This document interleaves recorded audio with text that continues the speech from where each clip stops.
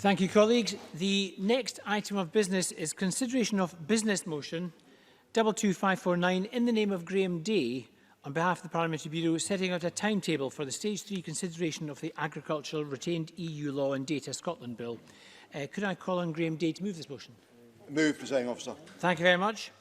And no member has asked to speak in the motion. The question, therefore, is that motion 22549 be agreed. Are we all agreed? We are agreed. So we're going to turn now to the Stage 3 proceedings on the Agriculture Retained EU Law and Data Scotland Bill. In dealing with amendments, members should have with them the bill as amended at Stage 2, the marshalled list and the groupings.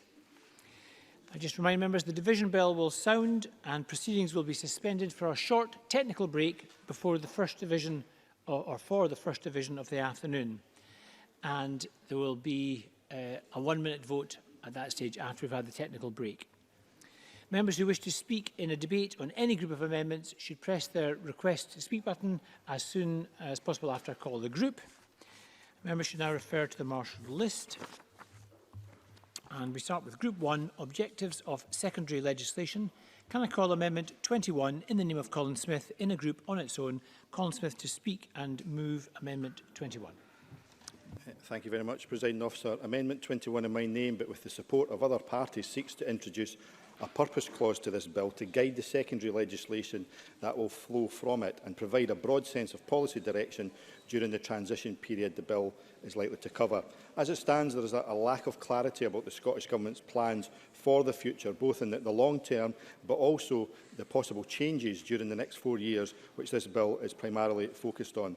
This is an enabling bill that provides significant powers to ministers to make changes to existing policy, primarily during that transition period. But it's silent on the principles that will shape the use of any regulation-making powers introduced by this bill.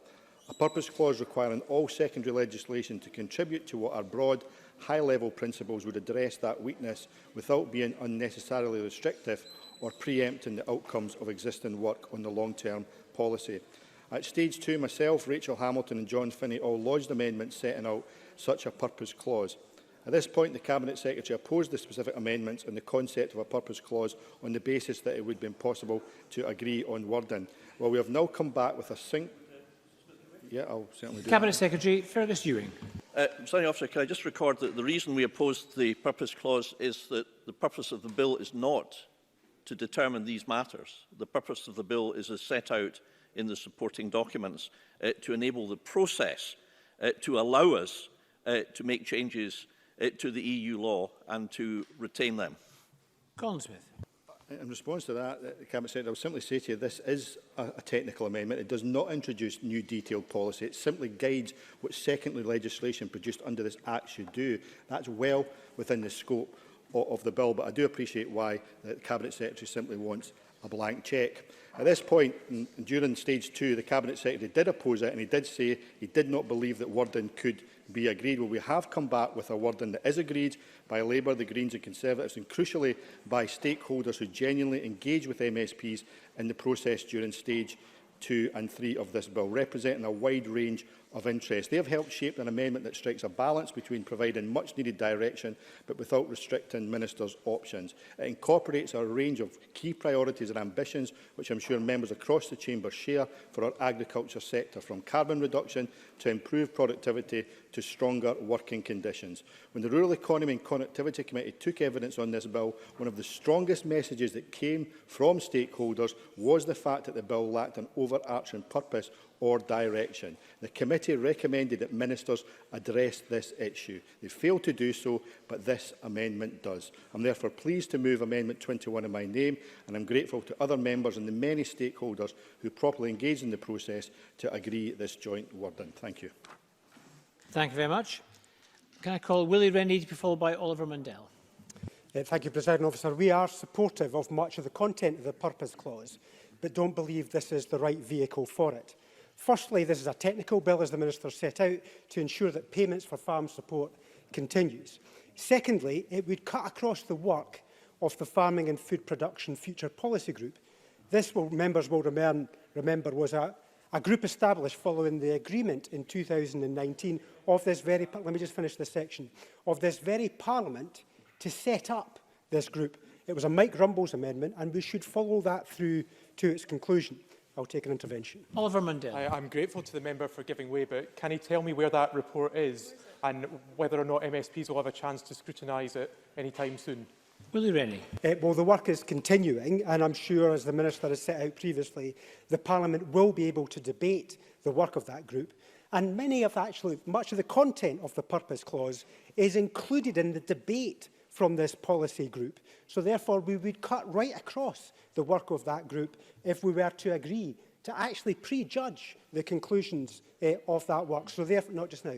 So therefore, we can't support it today. And many of the organisations from the farming sector don't support this Purpose Clause either. They, in fact, support much of the content of the Purpose Clause, but do not support this being the vehicle for it, just like me. So therefore, let's follow through on the vote of this Parliament back in 2019. Let them do that work, be able to debate it in the fullness of time, come back to this Parliament so we can reach a conclusion with the full knowledge of that group. Thank you. Oliver Mundell, to be followed by John Finney. Thank you, Presiding Officer. Further to the comments already made by Colin Smith, I want to put on record the Scottish Conservative support for Amendment 21. I'll come to the amendment itself in a moment, but briefly I wanted to take this opportunity to personally thank my predecessor Rachel Hamilton for the hard work she's done on this amendment alongside other parties and stakeholders. Like many of the other amendments which appear in my name today that we'll come to later, this amendment incorporates many of the points Rachel Hamilton championed at stage 2 and reflects a genuine desire from this side of the chamber to make this bill better. We believe that without a purpose clause, this bill lacks focus and gives ministers far too expansive a remit. The amendment in the name of Colin Smith has attracted support from 3 of the 5 parties in this chamber and has been drafted with the input of a wide range of stakeholders. Certainly. Cabinet Secretary Fergus Ewing. Well, I thank the member for giving way, but what I'm puzzled about is this. Why is Mr Mundell supporting a purpose clause when Donald Cameron, his colleague, said at stage 1 that it was not appropriate and the Tories did not support it? Oliver Mundell. Well, I don't think that's the exact history, but when the facts change, so too does our position. And at stage 1 of this bill, we thought that we were going to hear from the Futures Group and would have the chance to look at stage 3 in that context, and that the bill would sit within a future policy direction.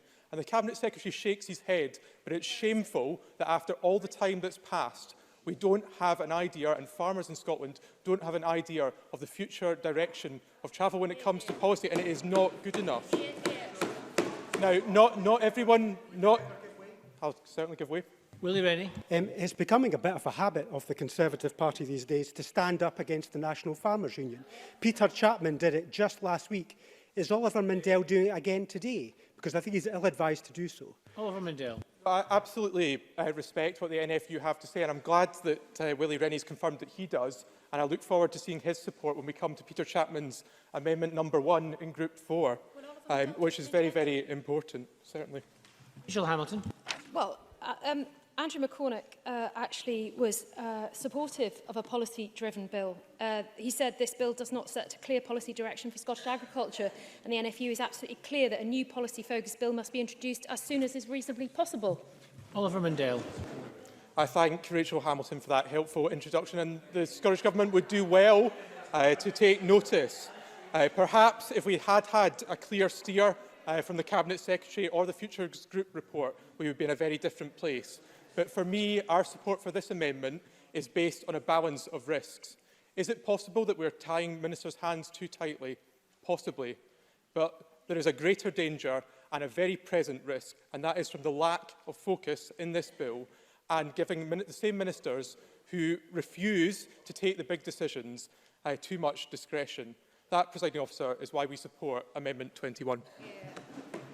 John Finney, to be followed by Richard Lyle. Thank you very much indeed, Presiding Officer. I have to say I'm a bit surprised about the there seems to be about this. The Cabinet Secretary is entirely right when he says it's an enabling piece of legislation. But if we look specifically at what's been asked here, I can't think that anything, most certainly doesn't cut across anything, as Willie Rennie suggests, quite the reverse. It complements much of what's gone before.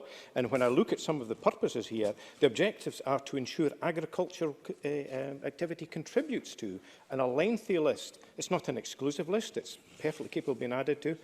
Yes, certainly. Fergus Ewing. I know Mr Finney supports agri-forestry, I know he supports agri-tourism, and I know he supports agri-renewables. The amendment mentions none of these things. That means that we couldn't bring forward regulations to support renewables, tourism and agri-forestry on farms. Does he think that's sensible? John Finney. Well, I don't think it's accurate, first and foremost, Cabinet Secretary, because there's so much flexibility within here when we talk about facilitating supply chains, delivering flourishing rural communities. That's your entire reason d'etre, presumably, so there is no issue around delivering any of these things. I think the important thing is to say that there are many things that to be commended in this amendment. There's a lengthy list here. I'm absolutely delighted, for instance, that Mr Mandel's lent his support to improving working conditions within the sector. That's something we'll return to later in the debate, and it's certainly it's welcome departure from some of the Victorian comments from his colleagues in the past about that. Now, clearly there's limitations to what the Scottish Government can do at the moment with regard to that, but there is nothing in there that I, for 1 second, think that the Cabinet Secretary could find offensive, and I would encourage people to support the amendment. Thank you. Richard Lyle. Yes, Presiding Officer, this amendment may be well-intentioned, but totally harmful. Construction around each purpose need not to harm any others is so complex as to be unworkable. Indeed, it could mean that it would make no significant or improvements to the cap. And not for the first time, the Tories find themselves on the wrong side of the argument against Scotland's farmers and crofters. They're showing their true colours today. They care more about the big landowners, not about who produces food in this country, and I hope farmers and crofters are watching and see that they can't trust Scotland's Tories to put their interests first. Cabinet Secretary Fergus Ewing. Thank you, Presiding Officer. This matter was fully debated at stage 2 when I clearly set out why such an amendment was neither necessary nor appropriate to include in this bill, and the amendment was then defeated by 9 votes to 2 when the Conservatives voted against a purpose clause at that point. Now, I've listened carefully to the debate today, but I'm afraid these arguments, Presiding Officer, still hold. The main reason why this amendment should not be passed today is because it is not what farmers and crofters want. As drafted, Amendment 21 would make it virtually impossible to deliver on some of the important, indeed vital, changes that farmers and crofters want to see. The point is well made by NFU Scotland in its briefing. The NFU Scotland state, if passed, Amendment 21 could in fact make it extremely difficult for Scottish ministers to deliver on some of the changes that NFUS believes could move Scottish agriculture to a new policy settlement that delivers for both agricultural production and all that agricultural activities deliver in the public interest. Certainly. John Finney. Thank you, President Officer. I'm grateful for the Cabinet Secretary taking an intervention. The objectives are to ensure agriculture activity contributes to encouraging innovation, productivity, profitability and resilience in agriculture. How does that square with what you've just said, Cabinet Secretary? Cabinet Secretary. Well, because if you read the amendment, it says that regulations can only be brought forward for matters expressly contained in the amendment. And they do not include a number of things which are absolutely essential. It follows that these other vital things would be subject to challenge if we sought to bring them forward. It's a matter of simple legal interpretation, I'm afraid. Let me revert to the arguments because they are very important, Presiding Officer, probably the most important amendment we have this afternoon. Now, I have already consulted on these proposals publicly for simplification improvement, and they were supported overwhelmingly by the majority of respondents. Almost every farmer and crofter I've ever spoken to over 21 years as an MSP believe that we must simplify the penalty regime, which I think most members would accept can be disproportionately punitive and excessive in its scope, and also endeavour to simplify and streamline the over-administration of the inspection regime. So the penalty and the inspection regime are two items, two matters of vital importance to farmers and crofters. These are matters that were consulted on in public. Now, this amendment would need a quite different approach to what has already been consulted upon. It would require us to start again, to halt the work on the proposals, despite the fact that these matters must be regulated later this year. There is a time limit. We have to comply with it. If we have to start again, we cannot do what farmers and crofters want. We would have to start over. That might well mean there would be no improvements in 221 and real doubt as to whether any changes can be made for 222 either. Presiding Officer, this is not what farmers and crofters in Scotland want. Now, there are other problems with this amendment. It fails to mention in any way key areas of activity in farms which have been godsends and mainstays of many businesses. There's no reference to tourism, and yet agri-tourism, as I think all members would, I hope, agree, is a vital and a growing sector. But it's not mentioned at all. Well, hang on a second, I'll just finish this sector. Look for the word tourism. It's not there. Next, there is no reference to forestry, and agri-forestry is again a vital component on many farms. I'll finish this bit. And a key way to provide shelter belts, for example, to some farmers, as those who are farmers here well know, as well as a diverse income and a sustainable asset. No reference to forestry. Just let me finish these three, the group of three things that have been omitted for some reason, I don't know why, from the amendment. And the third thing is renewables. And we want farms to go green. We want farms to espouse wind energy, anaerobic digestion, hydropower perhaps in some instances, and other matters. We want farmers to go green. There is no reference. I'll give way if I have time, Presiding Officer, because I have a bit more to get through, because there's so many arguments against this amendment that I will need to go through the very serious arguments. But with regard to tourism, renewables and forestry, they are not mentioned. And that means it's very simple. There are, as we know, people who do not like, for various reasons, their views are entitled to them, forestry, tourism and renewables. They can then raise an action of judicial review to say that there is no legal basis for providing financial support for any of these things, despite the fact that every member in this chamber would agree that they all play an essential part. I'll take Mr Mundell. Oliver Mundell. I think perhaps if the Cabinet Secretary worked less on angry rants and more on reading the wording of the amendments, you'd see that many of the things that he's mentioned are expressly covered. I find it hard to see how forestry isn't included in 21(2)(a), for example, and I don't understand how tourism doesn't form part of farm diversification and resilience. Yeah. Cabinet Secretary. The words forestry, tourism and renewables are not in the amendment. They're not in the amendment. And therefore, if I don't like renewables, and there are some people that spend their whole life campaigning against wind farms, then, as many have before them, they may go to the Court of Session to seek a judicial review. It's very simple. They're not mentioned. Now, I think Mr Finney wanted to come in first. So, Mr John Finney. Drada Senior. I'm grateful for the Cabinet Secretary taking intervention. Actually, Mr Mundell covered the point, and that was about diversification. There are lots of words that are not in there, Cabinet Secretary. What's the important thing is you can't take offence with the words that are in there. Cabinet Secretary. If Mr Finney thinks it's sensible to pass legislation that foreseeably opens the door to judicial challenge, I respectfully disagree with him. It would move the debate from Parliament into the courts. The ultimate outcome could be to prevent the improvement of the current CAP scheme, or indeed the testing of new schemes.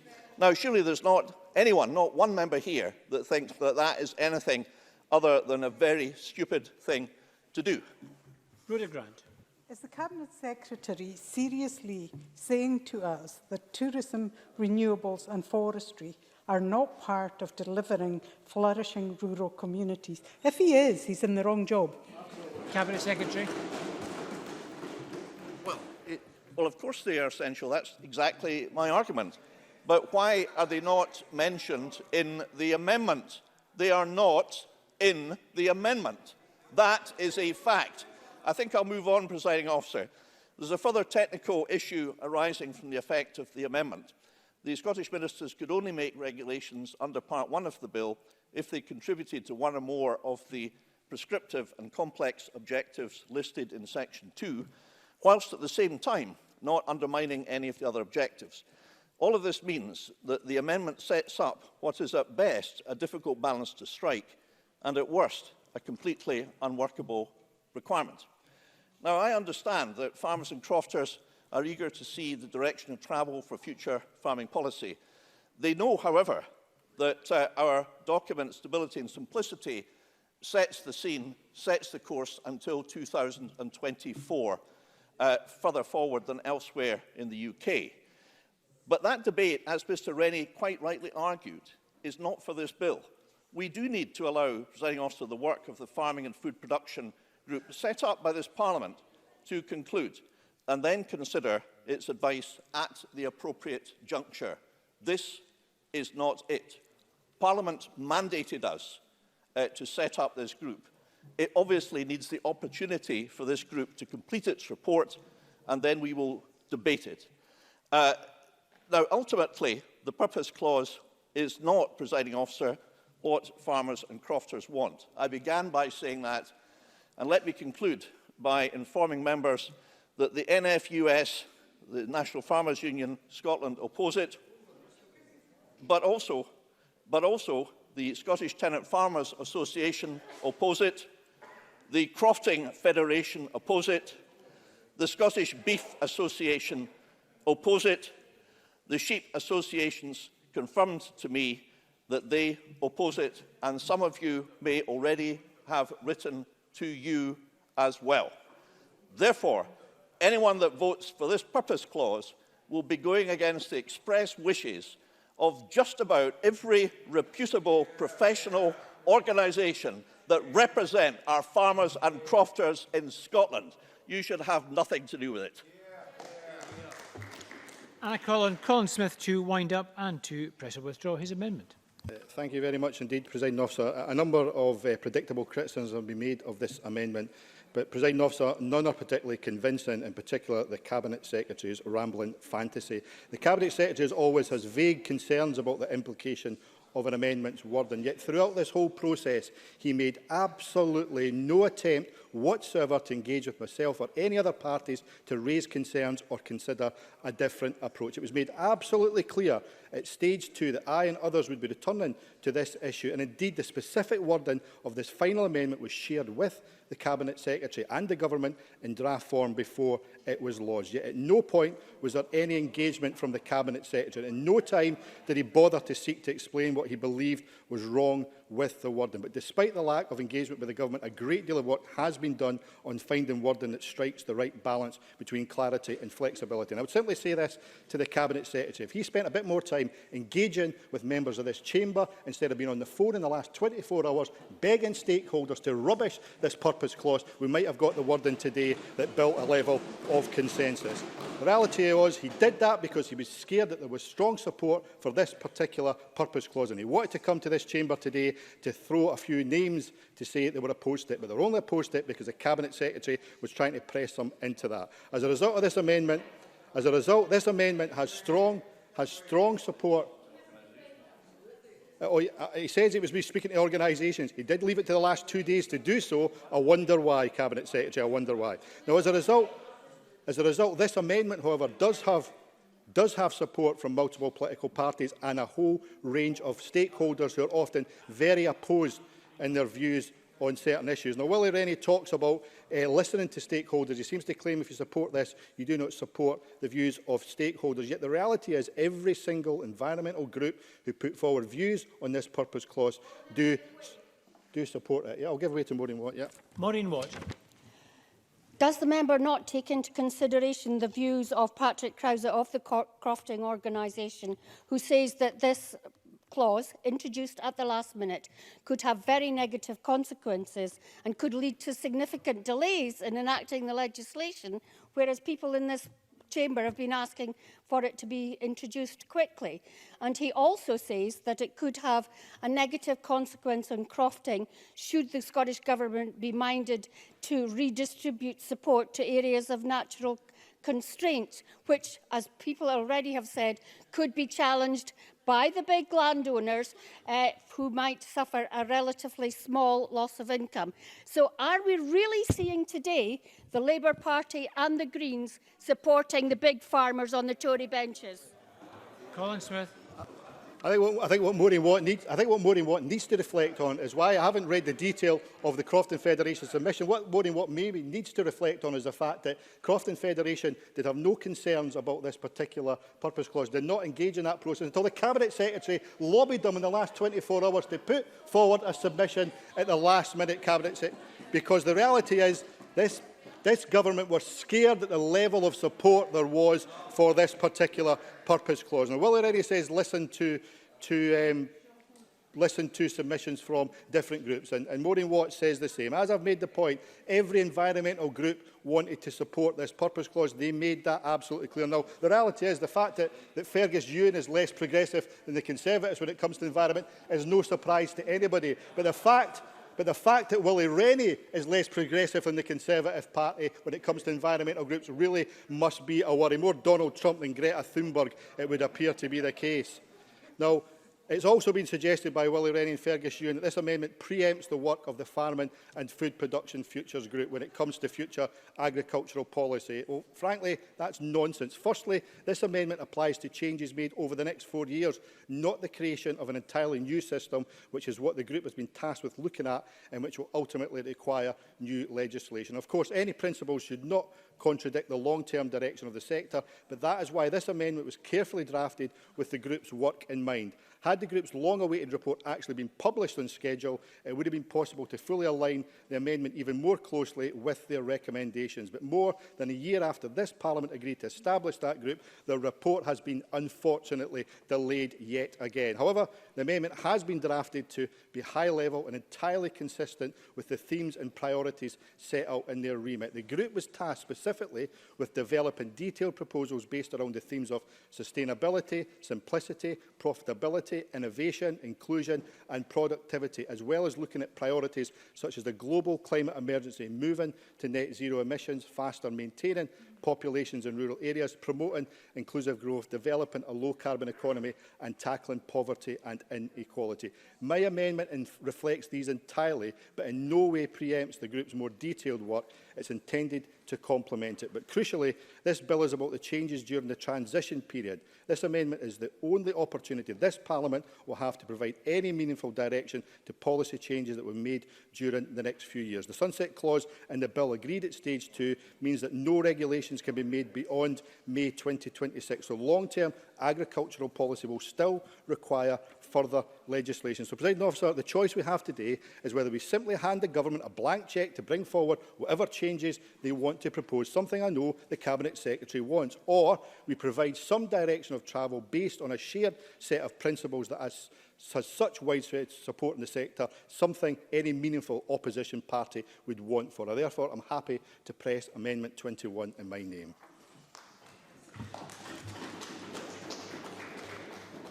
Thank you very much, Mr Smith. That concludes that group.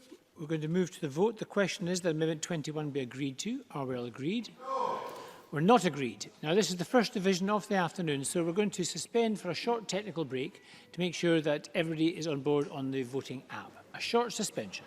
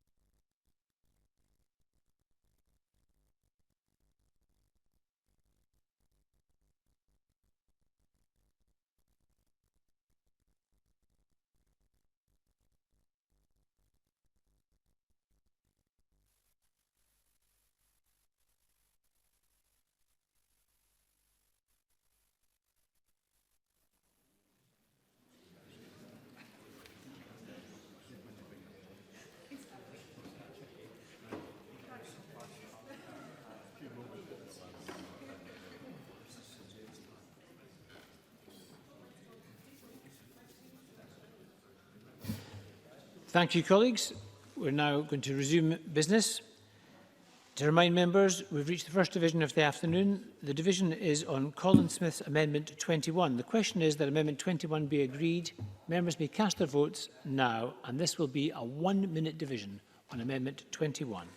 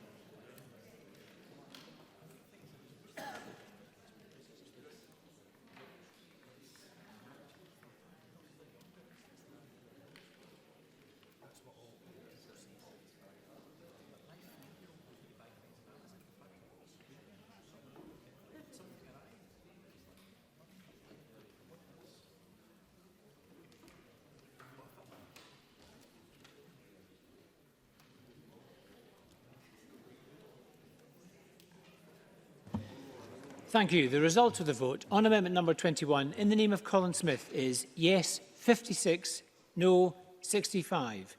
There were no abstentions. The amendment is therefore not agreed. We're going to turn now to Group 2 on regulations and procedure. Can I call Amendment 2 in the name of Willie Rennie, grouped with amendments as shown in the groupings? Willie Rennie to move Amendment 2 and to speak to all amendments in this group. There's been such passion so far this afternoon, Presiding Officer. Let me see if I can change that. Amendments 2, 8 and 12 in my name change the scrutiny for regulations made under sections 2, 5 and 6 of the bill from negative procedure to either way, by which I mean that Scottish ministers will be able to decide whether regulations they propose to make are to be subject to the affirmative or negative procedure. Everybody following so far? There has been much debate at stages 1 and 2 about the adequacy of the parliamentary scrutiny of the use of the powers in the bill, particularly around the power to simplify or improve CAP legislation in section 2 of the bill. The Delegated Powers and Law Reform Committee in its stage 1 report recommended this, that consideration is given to having a choice of procedure available in relation to this power, so that the negative procedure can be used for housekeeping matters and that the affirmative procedure can be used when there are policy implications. The Rural Economy and Connectivity Committee in its Stage 1 report said the committee endorses the concerns of the DPLR Committee and some stakeholders regarding the blanket use of the negative procedure for the exercise of powers conferred by Section 2 of the bill. It therefore believes that any measures introduced using these powers that have wider policy implications should be made subject to the affirmative procedure and calls on the Scottish Government to bring forward amendments at stage 2 to this effect. I am aware that the Cabinet Secretary changed procedure for regulations made under Section 8 of the bill and note his amendments 17 and 18, seeking to do the same for Section 10. I welcome this and intend to support those amendments. Whilst it is important that parliamentarians reassert our and this Parliament's right to scrutinise government policy and legislative changes, we need to be proportionate in that, not least to manage our own workload and not to use up valuable parliamentary time unnecessarily scrutinising minor and technical regulations and changes to CAP schemes that the DPLR Committee described as housekeeping matters. Presiding Officer, my amendments 2, 8 and 12 deliver exactly what Parliament sought through both of those committees and their recommendations at stage 1, specifically in relation to section 2 of the bill. In my view, the same arguments apply to the power in section 5 to modify the law on public intervention and private storage aid, and power in section 6 to modify the law on aid for fruit and vegetable producer organisations. Those would therefore become either way powers as well. I hope that members across the chamber will agree with me and support these amendments. They represent a sensible compromise which will ensure that where Parliament needs to spend more time considering substantive changes to current CAP schemes, that can be provided for. I hope that members will agree that there would therefore be no need for Oliver Mundell's amendments on 3, 9 and 13, which seek to change the procedure to affirmative for sections 2, 5 and 6 of the bill. I appreciate that he will want to talk to those, but hope that he will not press them. Presiding Officer, hopefully that's had the desired effect. I will now move Amendment 2 in my name. Thank you very much, Mr Rennie. And I call Oliver Mundell to speak to Amendment 3 and the other amendments in this group. Thank you, Presiding Officer. I think Mr Rennie does himself a disservice. That's one of the most passionate speeches I've heard him deliver in this Parliament. And to double down on the insult, that has to be one of the most Lib Dem solutions to a problem I've ever heard. I'd instead like to press ahead with my own amendments. We do support Willie Rennie's amendments in that they're an improvement on the current position within the bill, but the choice of whether things should be brought forward under the affirmative procedure or the negative procedure shouldn't be a choice for the government. And I think that it's important in these matters that Parliament does do that scrutiny work. And I think given the central role of farm support to Scottish agriculture and to rural communities, there's nothing better this Parliament could waste its time doing. And I think we've heard the Scottish Government say throughout this process that many of the changes would be minor and technical. But I think it's especially important at this time when farmers are desperately looking for clarity, they're looking to determine the future direction of travel, to take our time and to do that scrutiny, because there's no doubt farmers, the length and breadth of the country, are going to pore over every decision taken during this transitional period to try and work out whether or not it's a short-term change or whether it's going to form part of a longer-term trend. And I think, personally, there's no downside to going with the affirmative procedure for these. Where consensus is built, the affirmative procedure doesn't take up a huge amount of time in this Parliament. And a government that's confident in its proposals should be happy to go down that route and build consensus. A government unwilling to subject important changes to such scrutiny is not, in my view, a government that can trot out lines about power grabs and lack of respect for Parliament. At the very worst, we're going to spend time talking about these important changes and giving farmers the time they deserve. I move the amendments in my name and will support the other amendments in this group.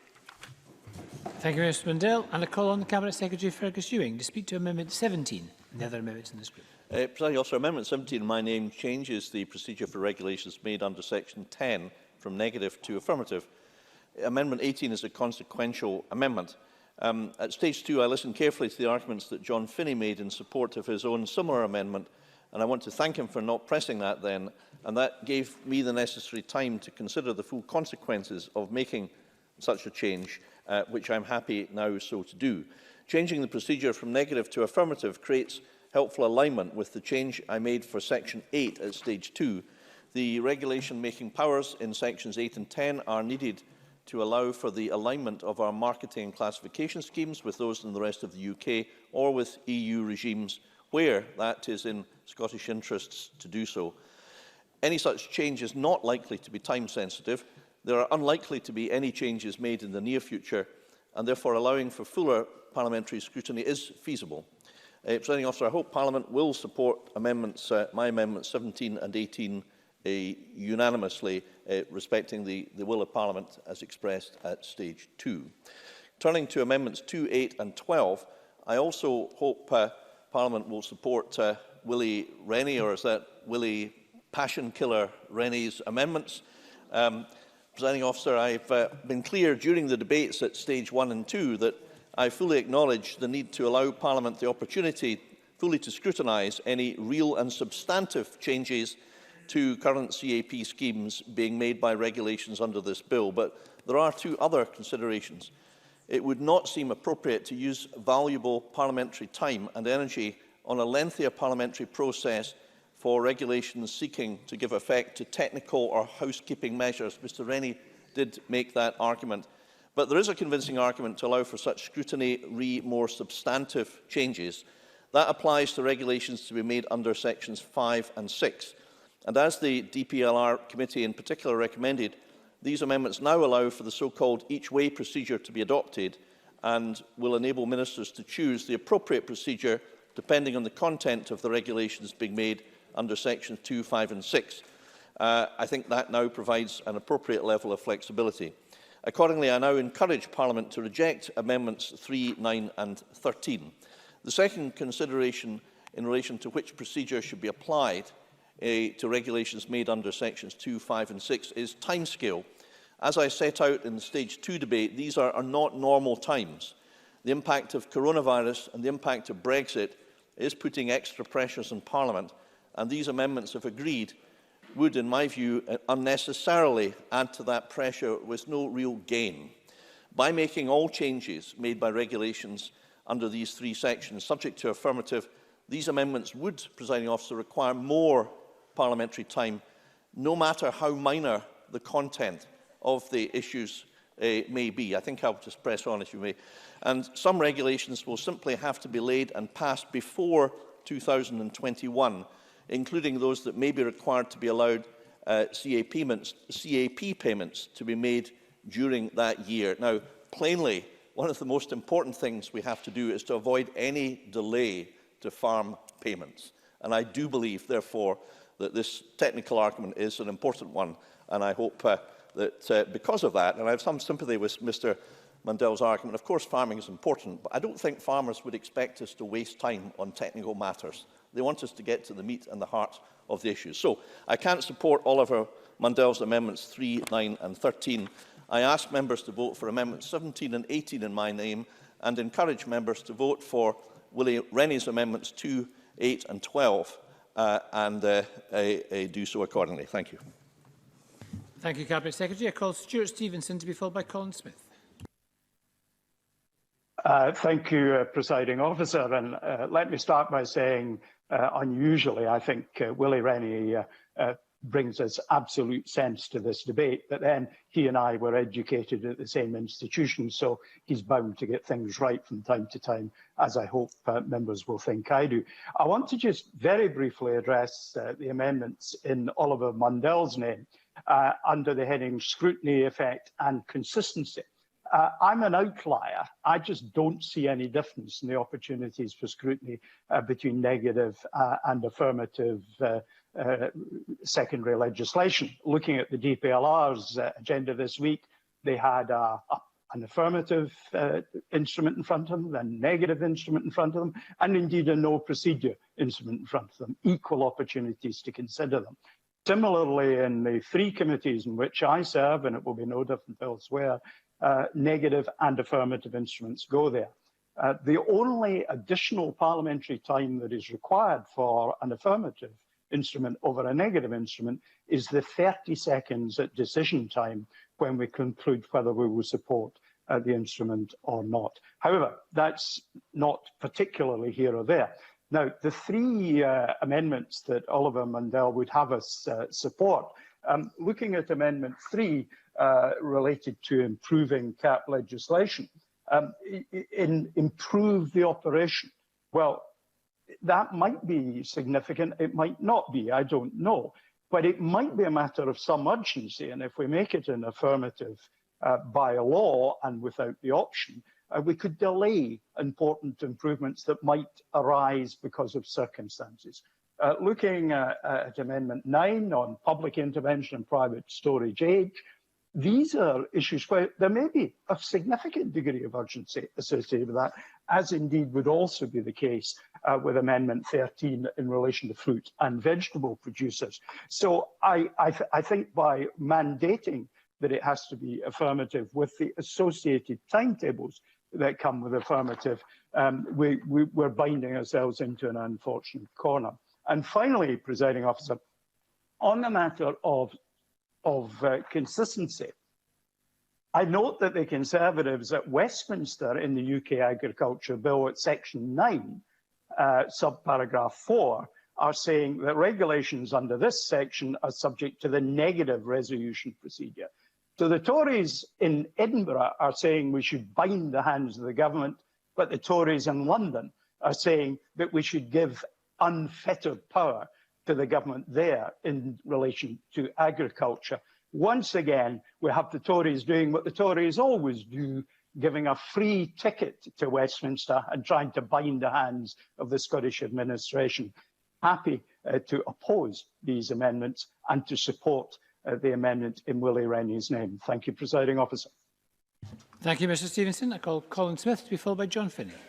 Thank you, Presiding Officer. Labour will be supporting all the amendments in this group, in particular Amendments 3, 9 and 13 in the name of Oliver Mundell and Amendment 17 from the Cabinet Secretary. The bill introduces wide regulation-making powers, and these enabling powers are being introduced with very little clarity in what they will be used for or the principles that will guide their use. While I recognise the need for many of these changes to be made through secondary legislation rather than primary legislation, I do not believe this should be achieved through the widespread use of negative procedures. I'm happy to support the amendments proposed by Willie Rennie, which would at least remove the blunt requirement to use negative procedures, but I do not think it goes far enough by failing to set out specifically when affirmative procedures should be used. In short, it still gives the power to decide to ministers, a theme running through a lot of the Liberal Democrats' approach today. For that reason, my strong preference is for the amendments proposed by Oliver Mundell, which would simply change the procedures for all regulations under these sections to affirmative. This will ensure all changes receive parliamentary scrutiny, at least to the level that secondary legislation receives scrutiny. All the sections of the bill make changes significant enough to deserve the affirmative procedure to be used at all times. And if the changes are minor, then that will be reflected in the amount of time Parliament gives to them. I think Stuart Stevenson said the extra time for a parliamentary vote would be around 30 seconds. I don't think that is a burden at all. So I'm happy to support the amendments. And I call John Finney to be followed again by Oliver Mundell. Thank you, Presiding Officer. We'll be supporting the Cabinet Secretary's amendment and Mr Mundell's, and indeed Mr Mundell gave the rationale straight away why we won't be supporting Willie Rennie's amendments. It shouldn't be for the ministers to decide the procedure by which scrutiny takes place. I've heard Mr Stevenson eloquently lay out his views on secondary legislation before, and I won't take issue with him. Colin Smith touched on the question of 30 seconds to vote on what we were told could be important changes. Well, if they're important changes, they should be subjected to the maximum scrutiny. Binding the hands of government was how Mr Stevenson described it. No, I think the Parliament has a role, particularly in a unicameral setup, to ensure the maximum scrutiny. So we'll be supporting Mr Mundell's amendments. Briefly, Oliver Mundell again. Thank you, Presiding Officer. I felt compelled to come back in because I feel MSPs have got a brass neck to come to this chamber and lecture us on the potential for farm payment delays. And the past fiascos we've seen under this government are precisely why it's important that Parliament oversees the technical mechanisms used to get payments out. I don't think that these procedures will cause the delays that have been set out. I think it's very important that Parliament has a final say. To wind up with this group, Willie Rennie, and actually, Mr Rennie, before you start, because Mr Rennie is about to wind up, I would just encourage members who have left the chamber to return. Those who are in the chamber, I'm anticipating a vote, maybe I'm wrong, so I would encourage members not to refresh the voting page, but just to open it up. Willie Rennie.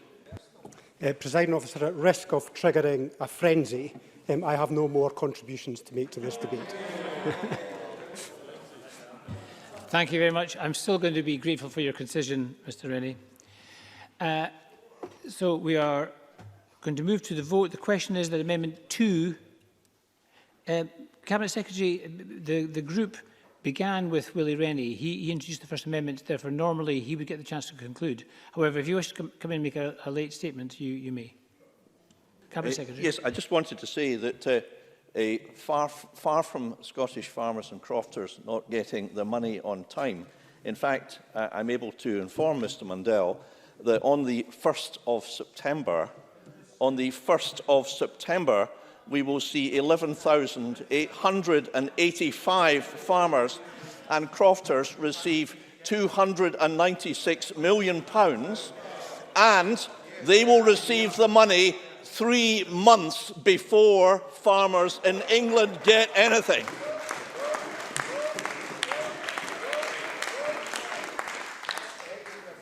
Thank you. I'm not sure that was entirely an argument to the amendment. However, it has given members a chance to return to the chamber and hopefully members a chance to open their voting app. So the question is that Amendment 2, this is Amendment 2 in the name of Willie Rennie, be agreed to. Are we all agreed? Yes. Are we all agreed? Yes. We're not agreed. Okay, now, I'm not going to call the vote just yet. I want members to open the voting app. And I'm just going to pause slightly to find out if anybody has not got the voting app open and it says there are no votes currently open. Online? I'm just checking online as well.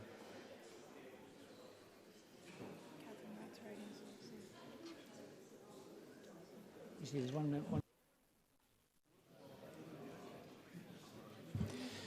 There are no issues. I think everybody's ready. Therefore, we'll move to the vote. This will be a 1-minute division on Amendment 2 in the name of Willie Rennie. A 1-minute division. Members may vote now.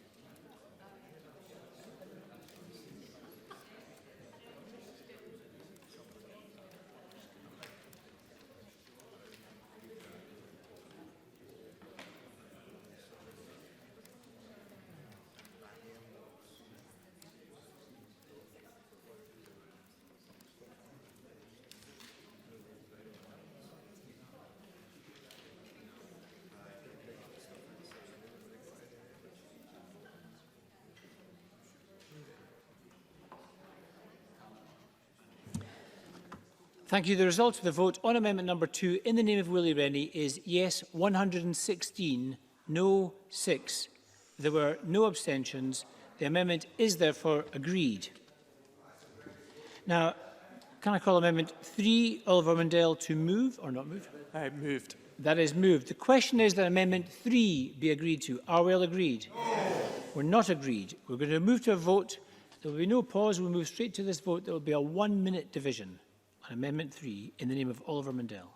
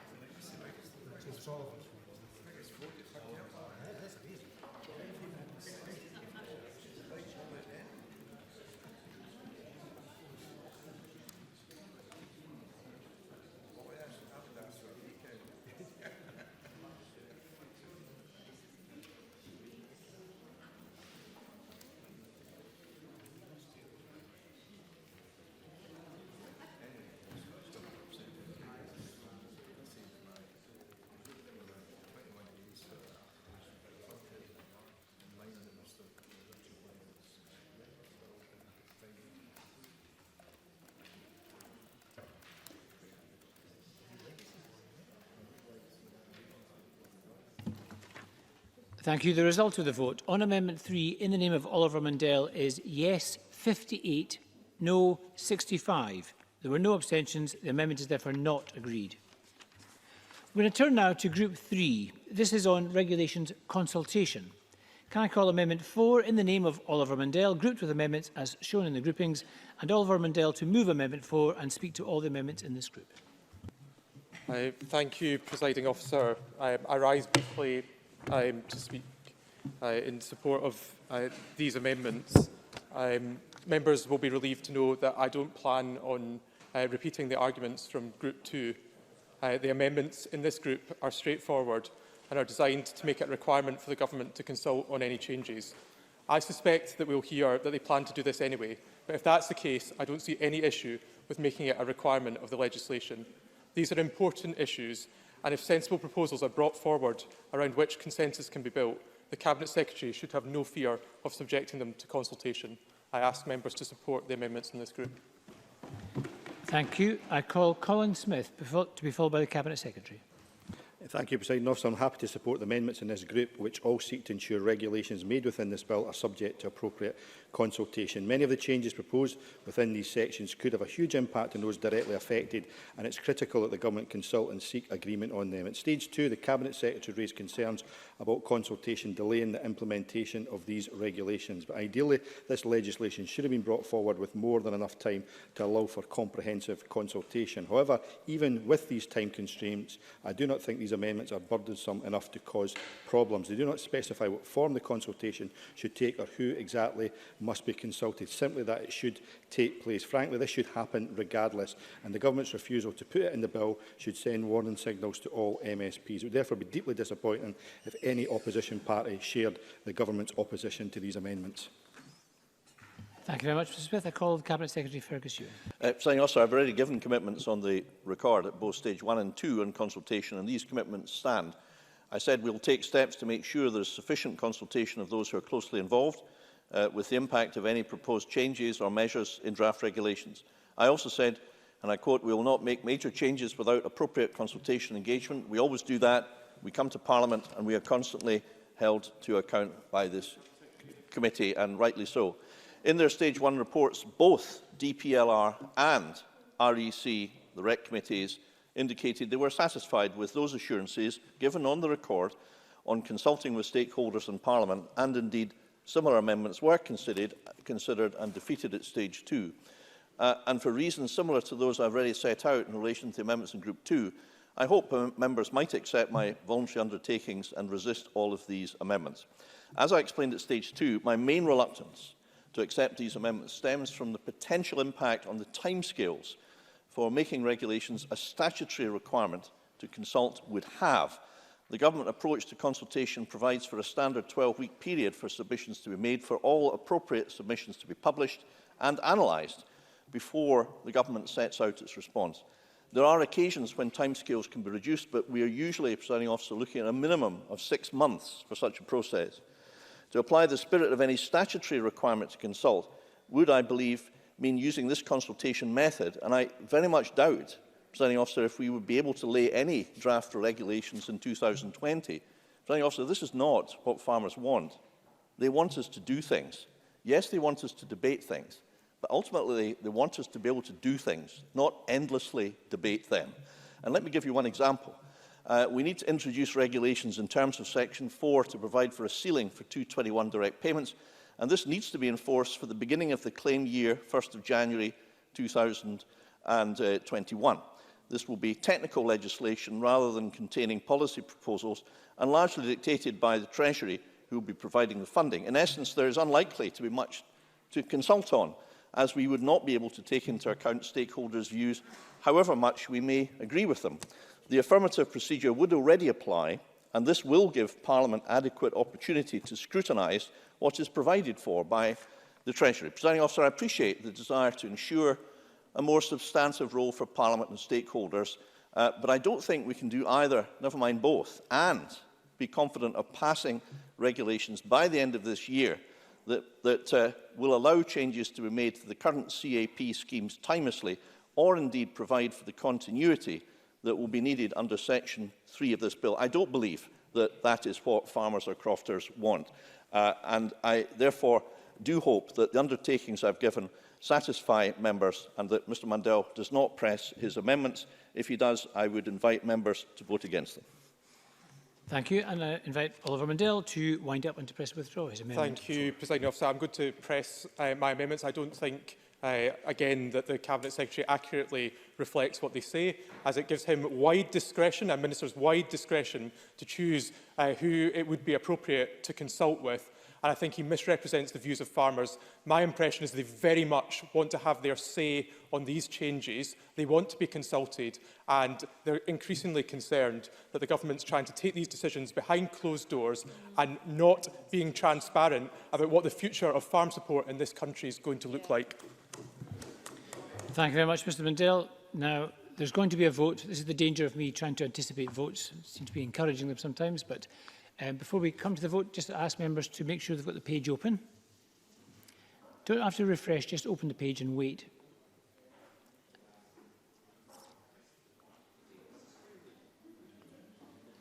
Now, just ask members, again, before I call the vote itself, can I make sure that all members have got the page open and it says no vote currently open? If you don't have that page open, that message, please raise your hand.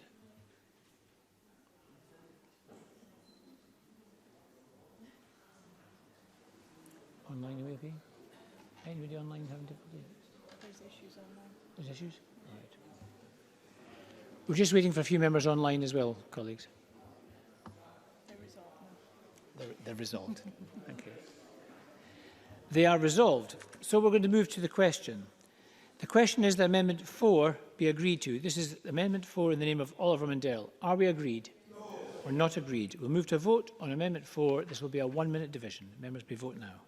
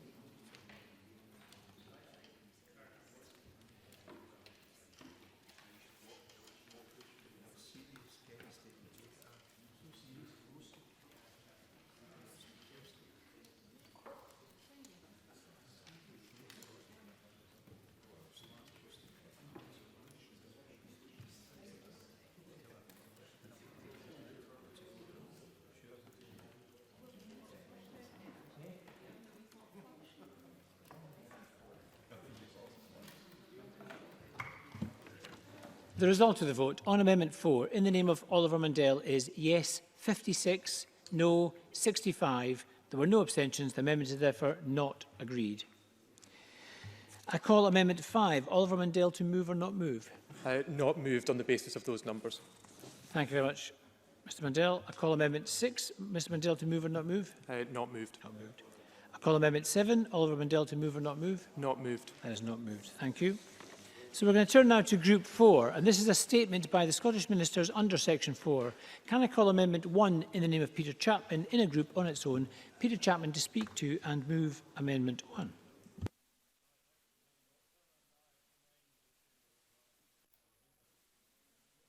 Sorry, Mr Chapman, we'll wait for your microphone. It wasn't on there.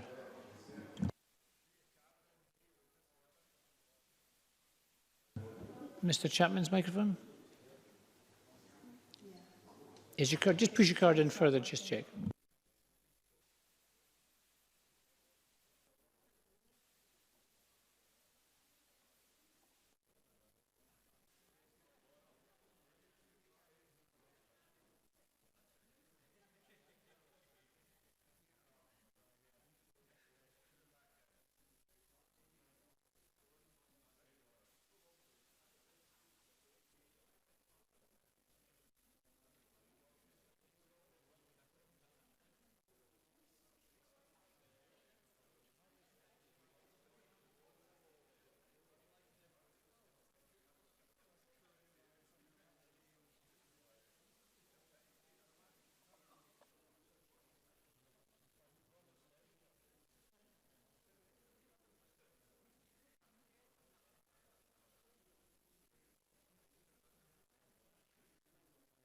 I wonder, Mr Chapman, we're just going to have a slight suspension. No, because we'll need to clean the seats if we're moving seats, Mr Mundell. So just a short suspension, then we'll try and resolve this technical difficulty.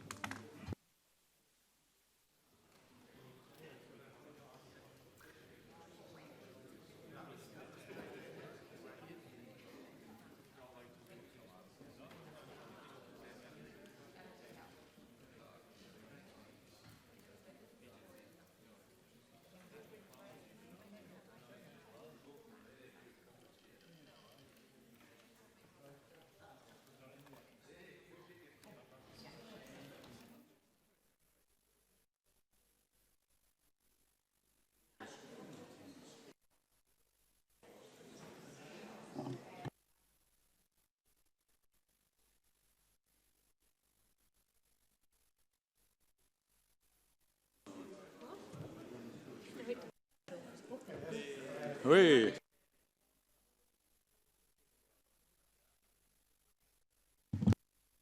One second, Mr. Chapman. We'll just have to start broadcasting again.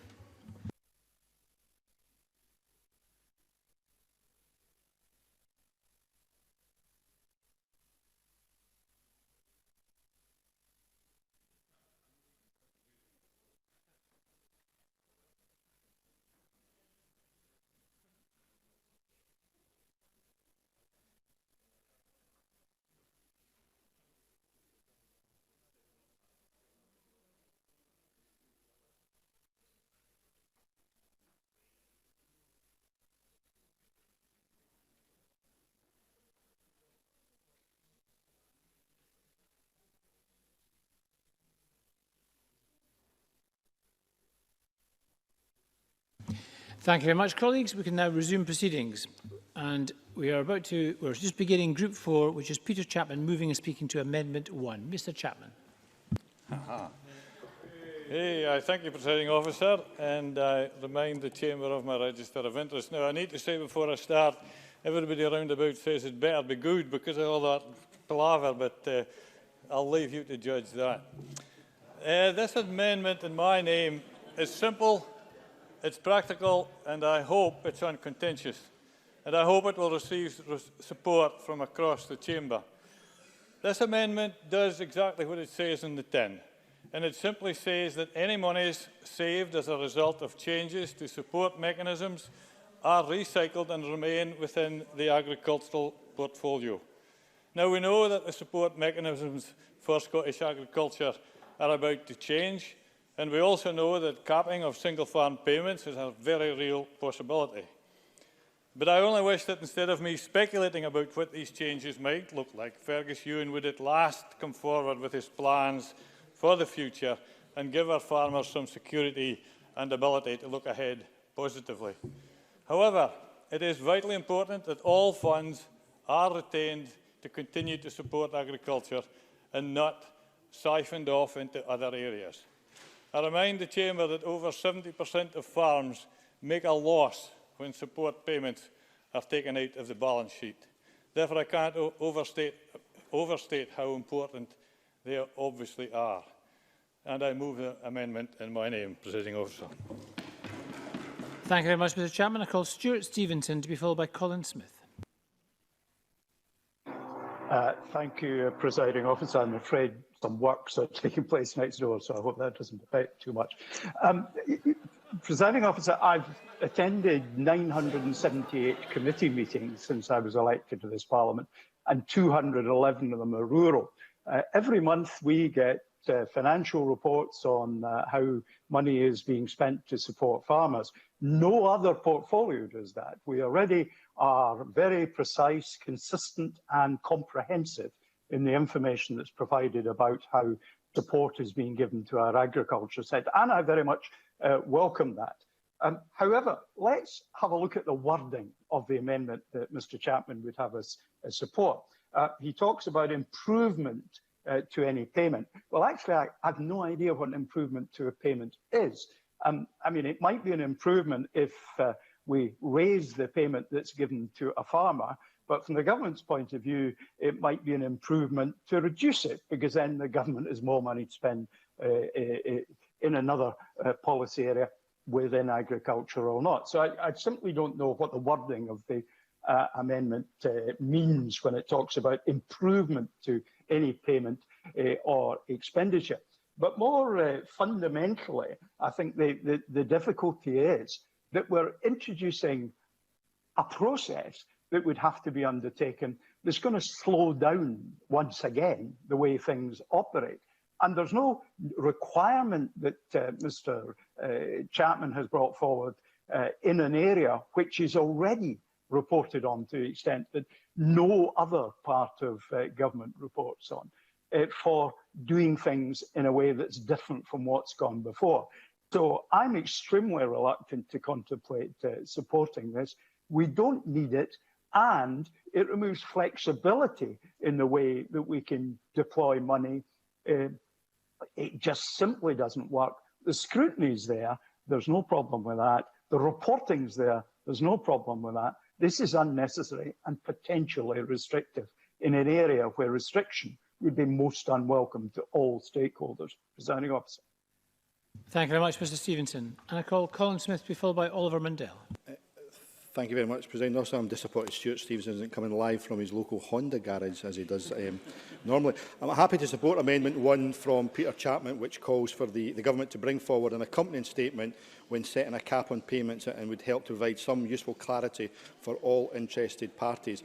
I'm sure those directly affected by any potential cap would be keen to know what this money is intended for, but actually stakeholders across the board have made it clear they're keen to know what to expect from new projects and pilot schemes during this period. The pilot schemes trialled during this transition are going to be key to developing a strong and effective new support system, but we will still have almost no information yet on the possible content, scale or even basic aims. I support proposals to bring in a sensible cap on payments to help fund these new pilot schemes, but I'm sure everyone agrees that this money must be well spent, and this amendment would provide some accountability in this regard. If it's the Government's intention to do this anyway, there's no harm clarifying this on the face of the bill in order to provide some reassurance, rather than quite literally giving the Government a blank cheque. Thank you. I call Oliver Mundell to be followed by John Finney.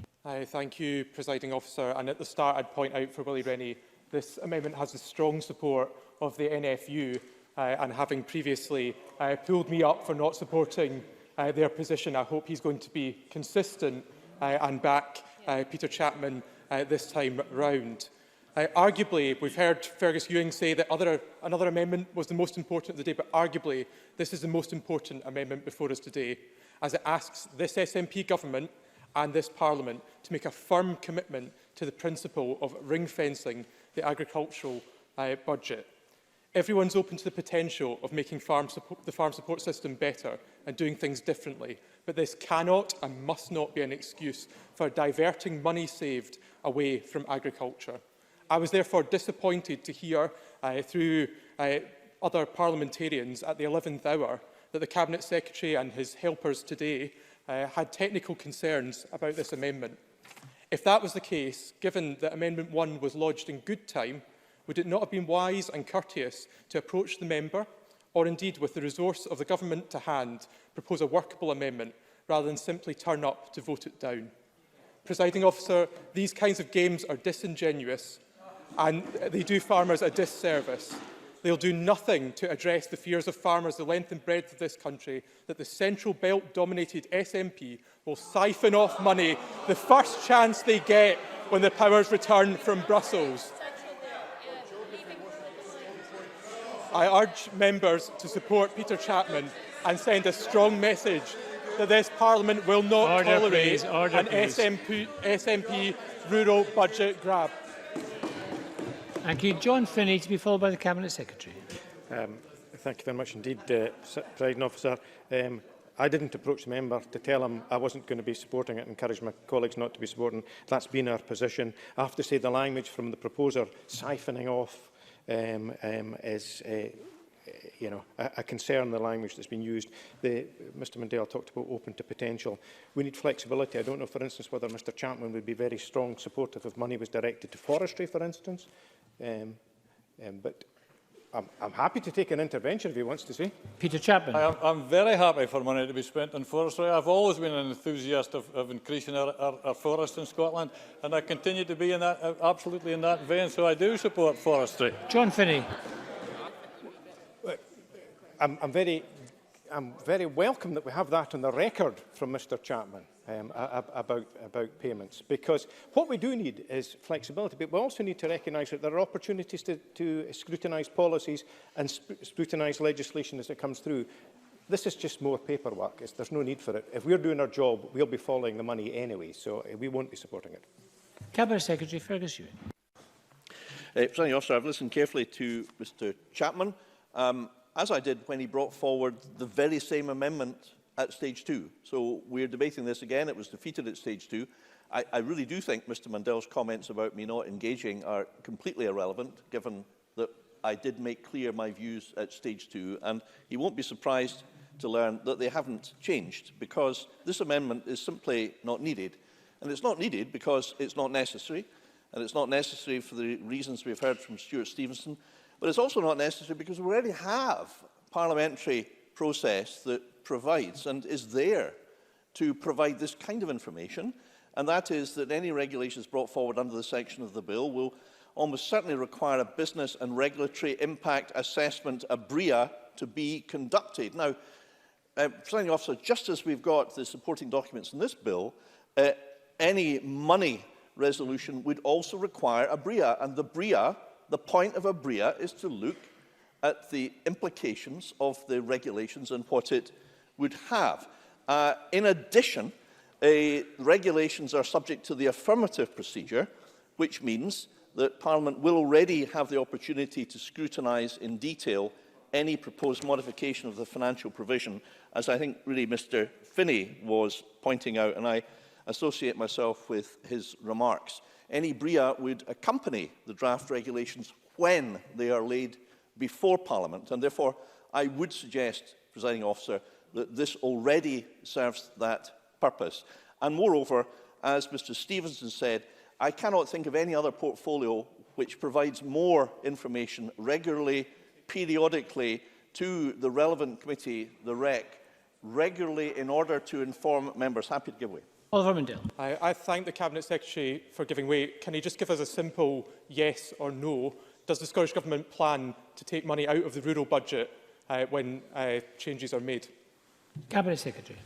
I think the question is not perhaps the one he meant to ask. Of course we'll take money out of the rural budget to pay to farmers and others who want the money, if he means. So I think really, I mean, I can try to answer the question that he should have asked, but politics isn't supposed to work like that, Presiding Officer, as many members know pretty well. So let me just, well, you know, you did have a chance and, you know, you blew it. So there we are. But let me just make one further point, and this is a serious point to Mr Chapman. Mr Chapman is serious in making this argument. It's a serious argument, I accept that. But if we pass this, then we would have to use the money for the purposes that we set out. We would be telling Parliament, we will use the money to do this. What happened if we'd done that in February before COVID came along, and we decided that we needed urgently to use that money to provide it for COVID-related emergencies? Well, we wouldn't be able to do it because we'd have to come back to Parliament, as Mr Finney said, and have a whole fresh debate and process. And meanwhile, the people waiting for compensation to survive business wouldn't get the money. So I don't really think that's very smart, Presiding Officer. And for all these reasons, whilst understanding Mr Chapman's good intentions, I don't actually think that it would work out as he planned. So I hope he will vote against his amendment. Now, without anticipating whether we will have a vote or not, we're now going to move to our final speaker. I would urge members to return to the chamber or to open their voting apps. Peter Chapman to wind up and to press withdraw Amendment 1. Thank you, Presiding Officer. And, you know, I'm amazed and deeply worried that the Cabinet Secretary won't commit to supporting this amendment today. If, as he says, there is ample scrutiny in this Parliament already, then he's nothing to fear.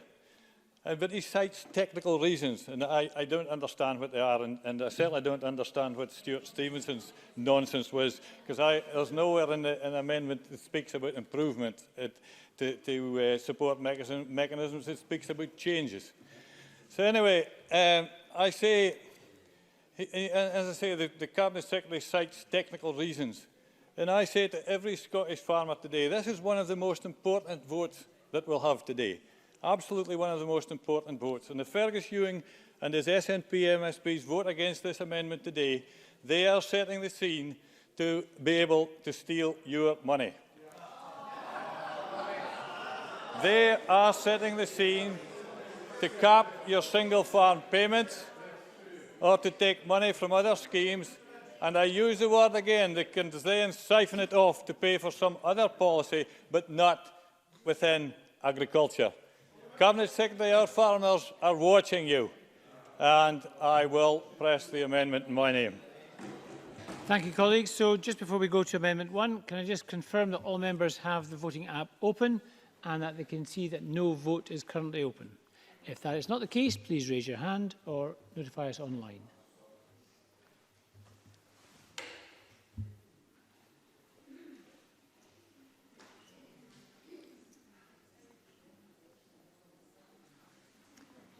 Everyone's okay? Okay. Thank you, colleagues. So the question is that Amendment 1 be agreed to. Are we all agreed? No. We're not agreed. We're going to move to a vote on Amendment 1 in the name of Peter Chapman, and members may cast their votes now.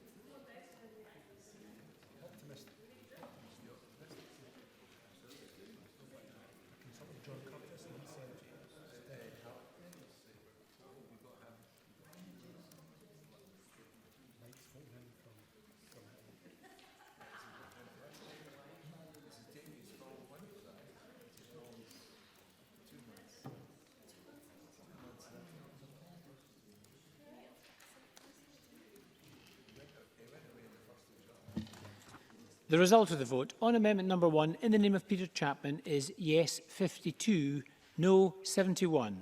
There were no abstentions. The amendment is therefore not agreed. I'm going to call Amendment 8 in the name of Willie Rennie. This was debated with Amendment 2. Willie Rennie to move or not move? Moved. That is moved. So the question is that Amendment 8 be agreed to. Are we agreed? Yes. We're not agreed. We'll move to a vote. This will be a 1-minute vote on Amendment 8 in the name of Willie Rennie. Oh, I beg your pardon, colleagues. We've got a point of order online. So I'm just going to... Yes, an online point of order.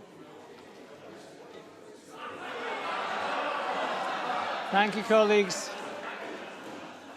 Thank you, colleagues. A point of order from Stuart Stevenson. Mr. Stevenson. Thank you very much, Presiding Officer. Just very briefly, I wonder, since I'm working off the timetable and the amendments provided in debating order, and the version of the Amendment 1, which we've just voted on, that's before me, and I quote, says, modifications or improvements for any payment or expenditure. And I've just heard Peter Chapman claim that there is no word improvements in his amendment. And I just wonder, Presiding Officer, if I have been misled and there's been a late amendment and I should have been working on a reprint of the amendment which I was making the assertion that the word improvements was in. Can you advise me if there has been a reprint that excludes the word improvements as claimed by Mr Chapman? Thank you, Presiding Officer. Thank you very much, Mr Stevenson. It's not a point of order for me to rule on, however, it is a point of accuracy which the member has pointed out. He has noted his comments on the record and I'm sure members will have taken that on board. It's a debating point. So now,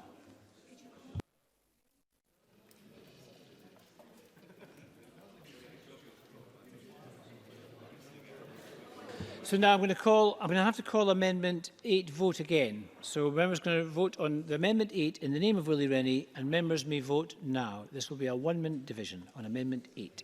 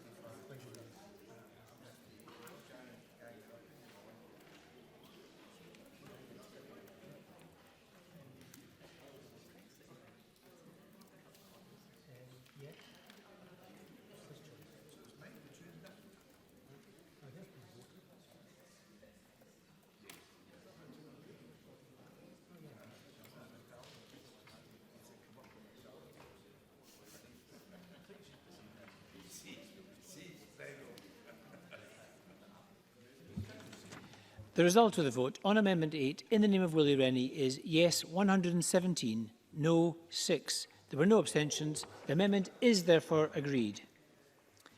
Can I call Amendment 9 in the name of Oliver Mundell? Oliver Mundell to move or not move? Move. That is moved. The question is that Amendment 9 be agreed to. Are we all agreed? No. We're not agreed. We'll move to a division on Amendment 9. This will be a 1-minute division. Members may vote now.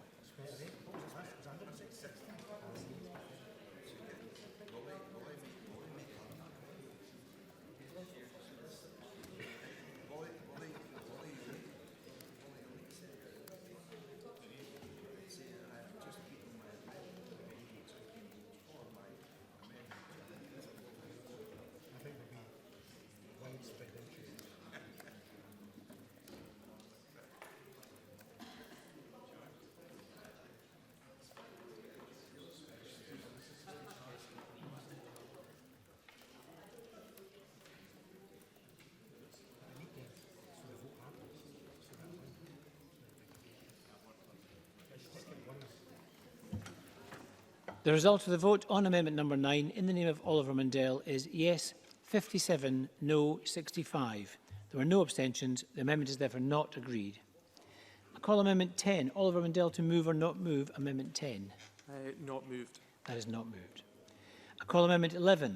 Oliver Mundell to move or not move. Not moved. That is not moved.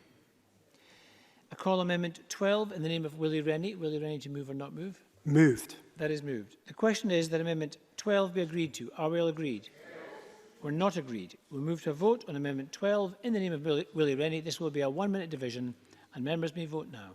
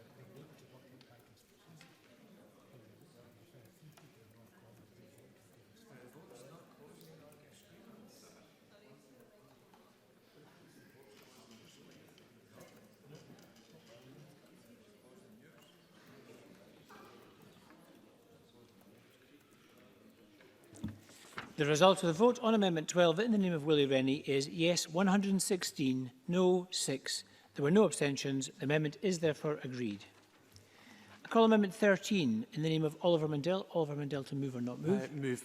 That is moved. The question is that Amendment 13 be agreed to. Are we agreed? No. We're not agreed. We move to a division on Amendment 13. Members may cast their votes now. This will be a 1-minute division.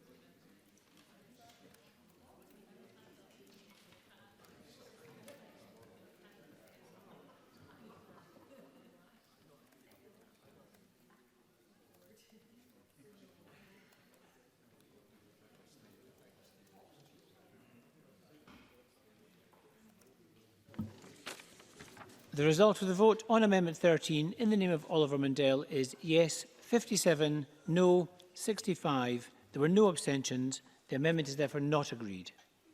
Can I call Amendment 14? Oliver Mundell to move or not move? Not moved. That is not moved. I call Amendment 15. Oliver Mundell to move or not move? Not moved. That is not moved.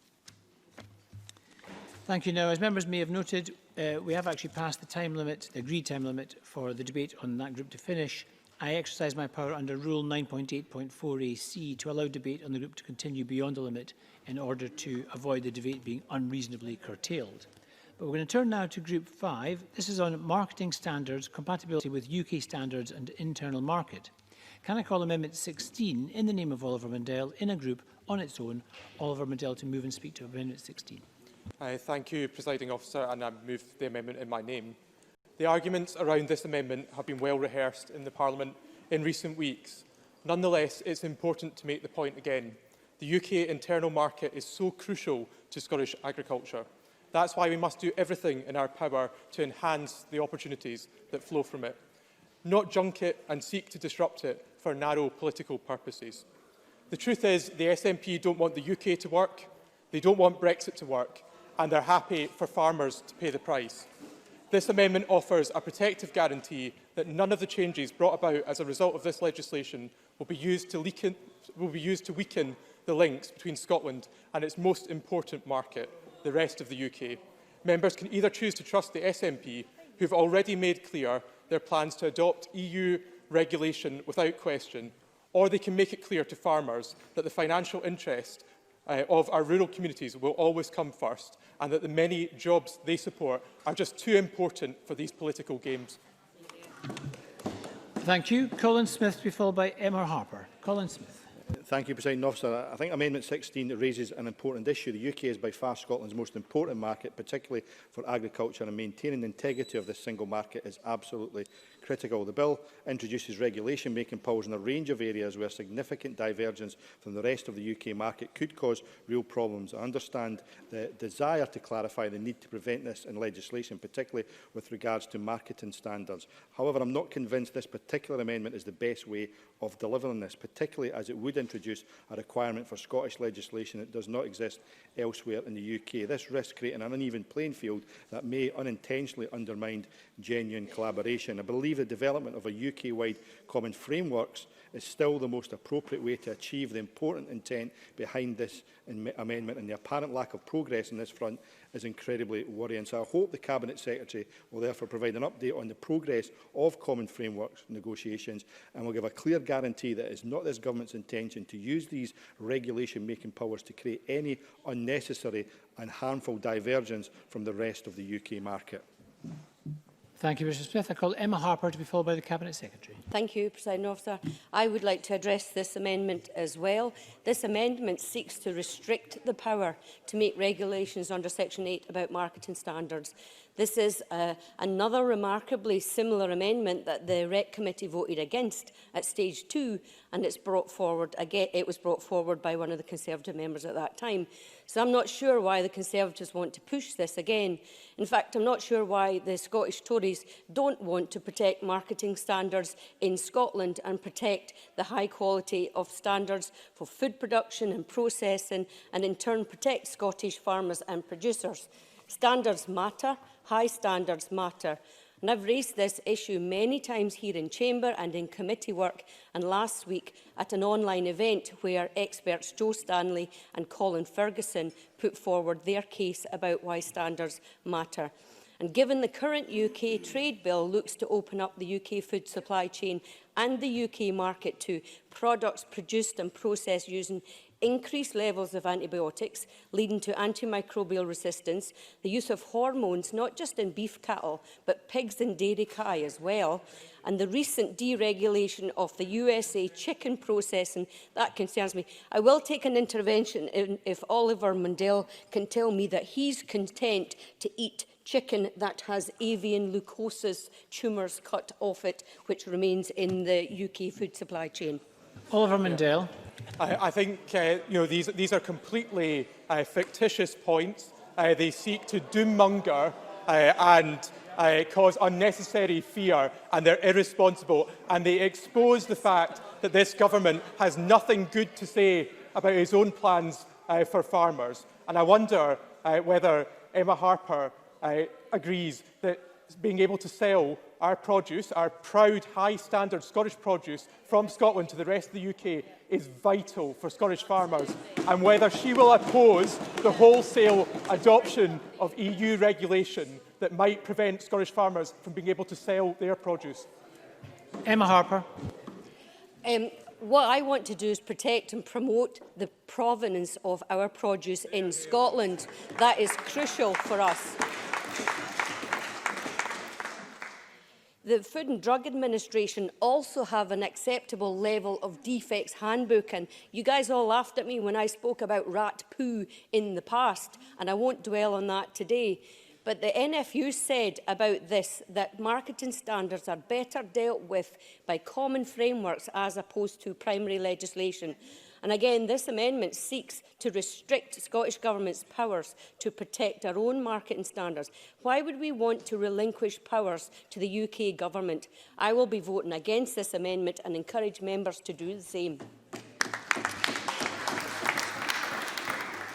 Thank you. And I call on the Cabinet Secretary, Fergus Ewing. Yes, Presiding Officer, it's disappointing that despite being roundly defeated on a similar amendment at stage 2 by members of every other party, the Tories have brought this same issue back again. Let me make it clear again. This government is committed to doing the very best for Scotland's rural economy, and I will avoid any changes to marketing standards that would cause problems for Scottish businesses trading with the rest of the UK and beyond, or impact on the protection they provide for consumers.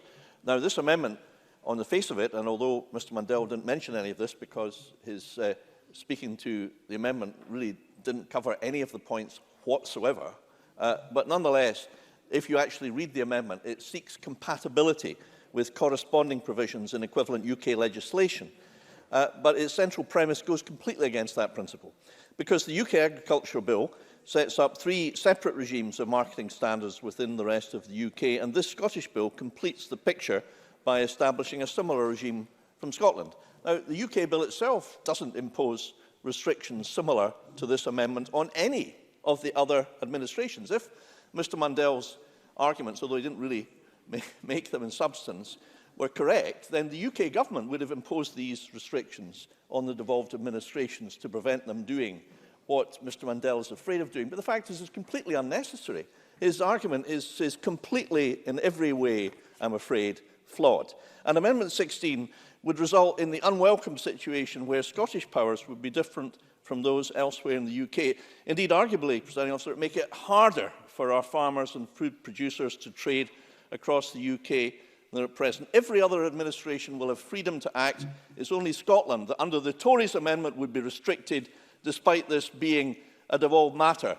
In conclusion, Presiding Officer, I think really what farmers are worried about trade at the moment is a free pass to importation from other countries in the world of, for example, beef, which is not produced to the same exacting, correctly high standards here.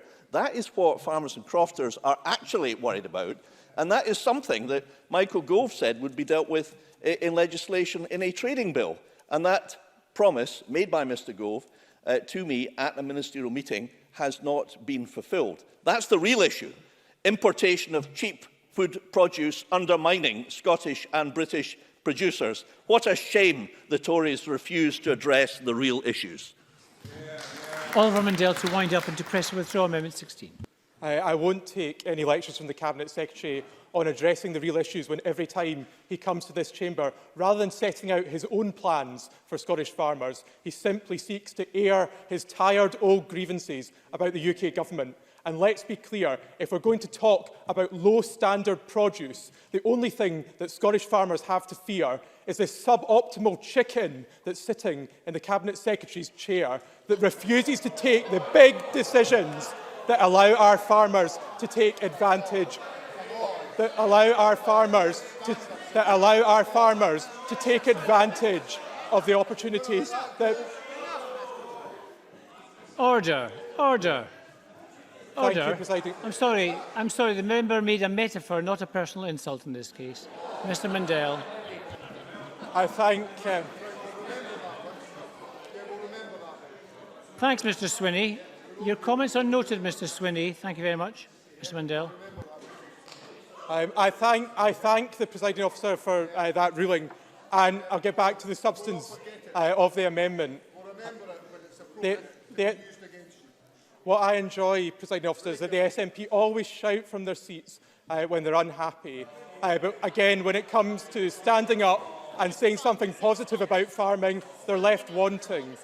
Now, this amendment is important because it again makes the case for continuing frictionless trade between Scotland and our most important market. Farmers will see past the politicised nonsense and recognise that being able to sell their own produce at market is the most important thing. Thank you very much. Now, I recognise the argument is quite heated. Let's not get overly personal. That was borderline, but it was just part of the debate.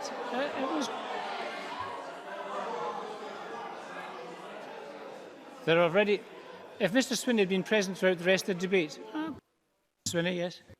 Presiding Officer, I don't regularly raise points of order, but I do think that the comment that Mr. Mundell made was inappropriate in a parliamentary context.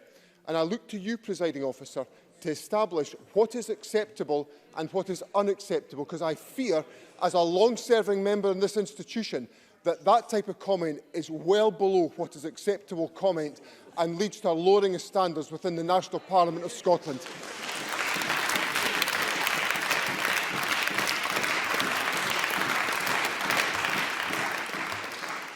Thank you. Can I just suggest that I am acutely aware of comments that fly back and forward across this chamber, and I listen out for them all the time. When arguments are heated, and today has actually been quite a passionate debate, but for the most part, good-natured and good-humoured, for the most part, then there is some leeway. Can I suggest that Mr. Mundell's remark was not anything like as personal as some of the remarks that are exchanged, including at First Minister's questions? And I try to let debate go on as much as possible. I recognise that members are passionate about what they believe. Occasionally, they overstate their case, but I allow that because I allow them to be passionate, and I think it's a good thing. In this case, it was borderline. I'm accepting that, but I thought that in the nature of the debate, it was acceptable. Now we're going to move. I hope that discussion has allowed members the chance to open their voting apps, and that they are now looking at a page which says "Vote Not Open."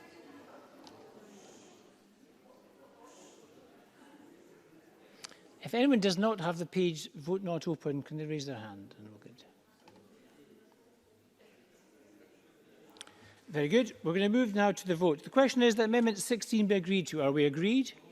We're not agreed. We'll move to a vote. This will be a 1-minute division on Amendment 16 in the name of Oliver Mundell.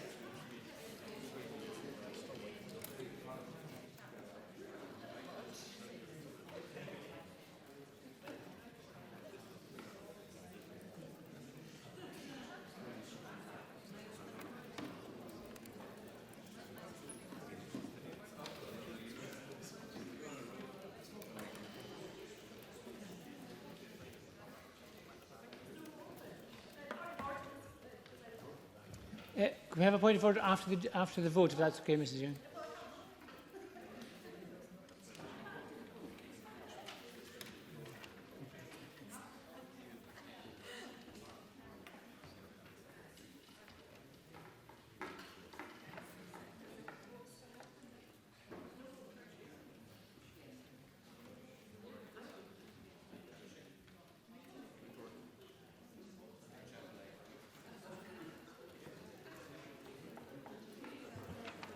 Thank you. The result of the vote on amendment number 16 in the name of Oliver Mundell is yes 30, no 90. There were no abstentions. The amendment is therefore not agreed. Ms Ewing, point of order. Annabel Ewing. Yes, I wasn't able to vote, notwithstanding the fact I'm a member of this Parliament. I would have voted no, not least because of the language that Mr Mundell uses against my brother. To call my brother a suboptimal chlorinated chicken, I just think that my 12-year-old niece would be hugely unimpressed with you, Mr Mundell. Thank you. Thank you. Thank you. The point is noted and the member's comments about how she voted are on the record. Point of order, Mr Doris. Presiding Officer, I appreciate that Ms Ewing's vote didn't count in the overall balance of votes, but including yesterday's debate at stage 3 and today at stage 3, members have not been able to cast their vote within the democratic process because of technical issues. Now, irrespective of whether a vote is passed clearly or otherwise, surely within any voting process at stage 3, every vote should be logged, registered and counted. And I would seek your reassurance that if a member cannot vote, that a vote will be aborted and rerun, because surely that is the right thing to do at circumstances at stage 3. Now, this has not been a narrow vote, but we'll get to votes at stage 3 where 1 or 2 votes will decide on legislation, and surely it's not acceptable not to have every member's votes cast and counted. Yes, I recognise the point that Mr Doris made. This is something that we've discussed at length in the Bureau and in the corporate body. The member is right. All votes do count, and it's very important that members have the right and the confidence to rely on the voting system. I can assure the member that the voting system is working and it is robust, and that every member's vote has been accounted for. There have been occasions, yesterday, one occasion this morning, perhaps a second occasion earlier. In that situation, it is always within a member's right to draw attention to the fact. It is then the decision for the chair whether to rerun the vote. In this case, it was very important Ms Ewing wanted to get her vote on the record, as I believe Mr Doris did yesterday, or one of the other members here yesterday did. Sorry, yes, point of order. Rachel Hamilton. Evidence that my vote was actually cast because the screen is still exactly the same as it was when I was voting, and in the past the screen has cleared, which indicates that the vote is closed. Can I just say to members that this is a very new voting system. There is no doubt whatsoever that we're all coming to terms with it, and there is an issue which is our own lack of familiarity with the system, and that is why we're trying to pause before the votes, let the votes run for longer. I can assure you that we are monitoring everybody who's logged onto the system, and we're also monitoring to see whether every member has voted. Now, it might be that some members haven't voted correct, or haven't voted, in fact. If that is the case, if I was to think for 1 second that that would alter the outcome of the vote, I can assure you the vote would not stand, it would be rerun. However, so far today, all the votes have been accounted for. So the idea that there are members who have been voting here and their votes haven't counted is not the case. We have been voting, in fact, in far larger numbers than normal. More than 120 people are voting all the time. So I would suggest that although there is some anxiety, that at the moment I would ask members to be patient and to trust that we are very much accounting for all members. We are ensuring that members in the chair and on the system are actually using their votes. And every time a member their vote is not recognised, we are querying it and we are chasing it up and we're taking note of it. So I hope members will accept that assurance. Point of order, Liz Smith. Extremely patient. I also believe that they've been trying their level best to ensure that we adopt all the guidelines that have been issued. This has been 5 months, and you have just described the process as robust. I couldn't disagree more. It is not robust. We're having constant problems when it comes to voting. This issue has been discussed at the SPCB. It has been discussed several times at the Bureau. And at the moment, I'm afraid that the Chamber does not have confidence in the system. Well, first of all, Ms Smith, I'm not sure that is the case. This system has only been in place for 2 weeks, not for 5 months. There have been several, before the summer happened, we were using a political agreement to use reduced voting numbers. We then developed one particular system which clearly wasn't going to work, and we spent the summer developing another system. This system is 2 weeks into operation. This is only the second day that we've ever had a series of running votes on it. Now, at the moment, I can assure you, even with some of the technical difficulties we experienced yesterday, the system so far appears to be very reliant and very robust and secure. Now, there will be an opportunity not just for members to feed their views back, certainly for the Bureau and the corporate body to look at this in some detail. However, it's quite clear at the moment, given that we're working in a hybrid situation where some members are not able to come to this Parliament, and if they did not have a voting system, they would be disadvantaged and they would be disenfranchised. This system has huge advantages which the Parliament, the Bureau and the corporate body have both approved. So I would suggest that at the moment, this system is working. It is clearly working. All the evidence from this end here shows it is working. I appreciate there is some frustration and a lack of familiarity, but I would assure members that so far none of the votes in any way should be questioned. Their names align with all the votes. Point of order, Richard Lyle. Can I personally thank all the staff? I've found it to be very.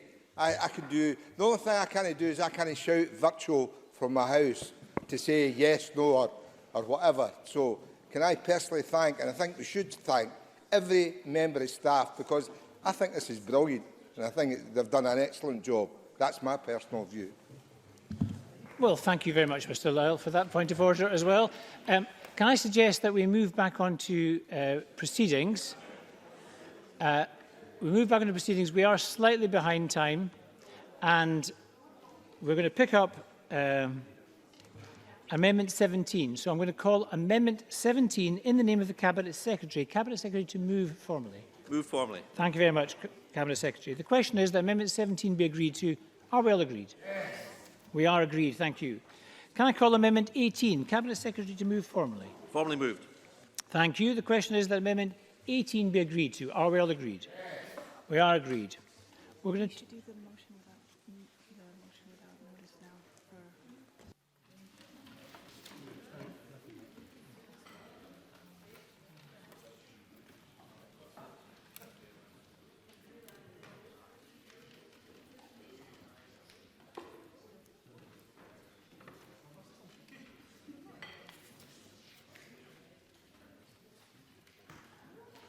Colleagues, we have lost some time, so I'm going to ask the business manager to move a motion without notice under Rule 9.8.5a to extend the time available for amendments by 30 minutes.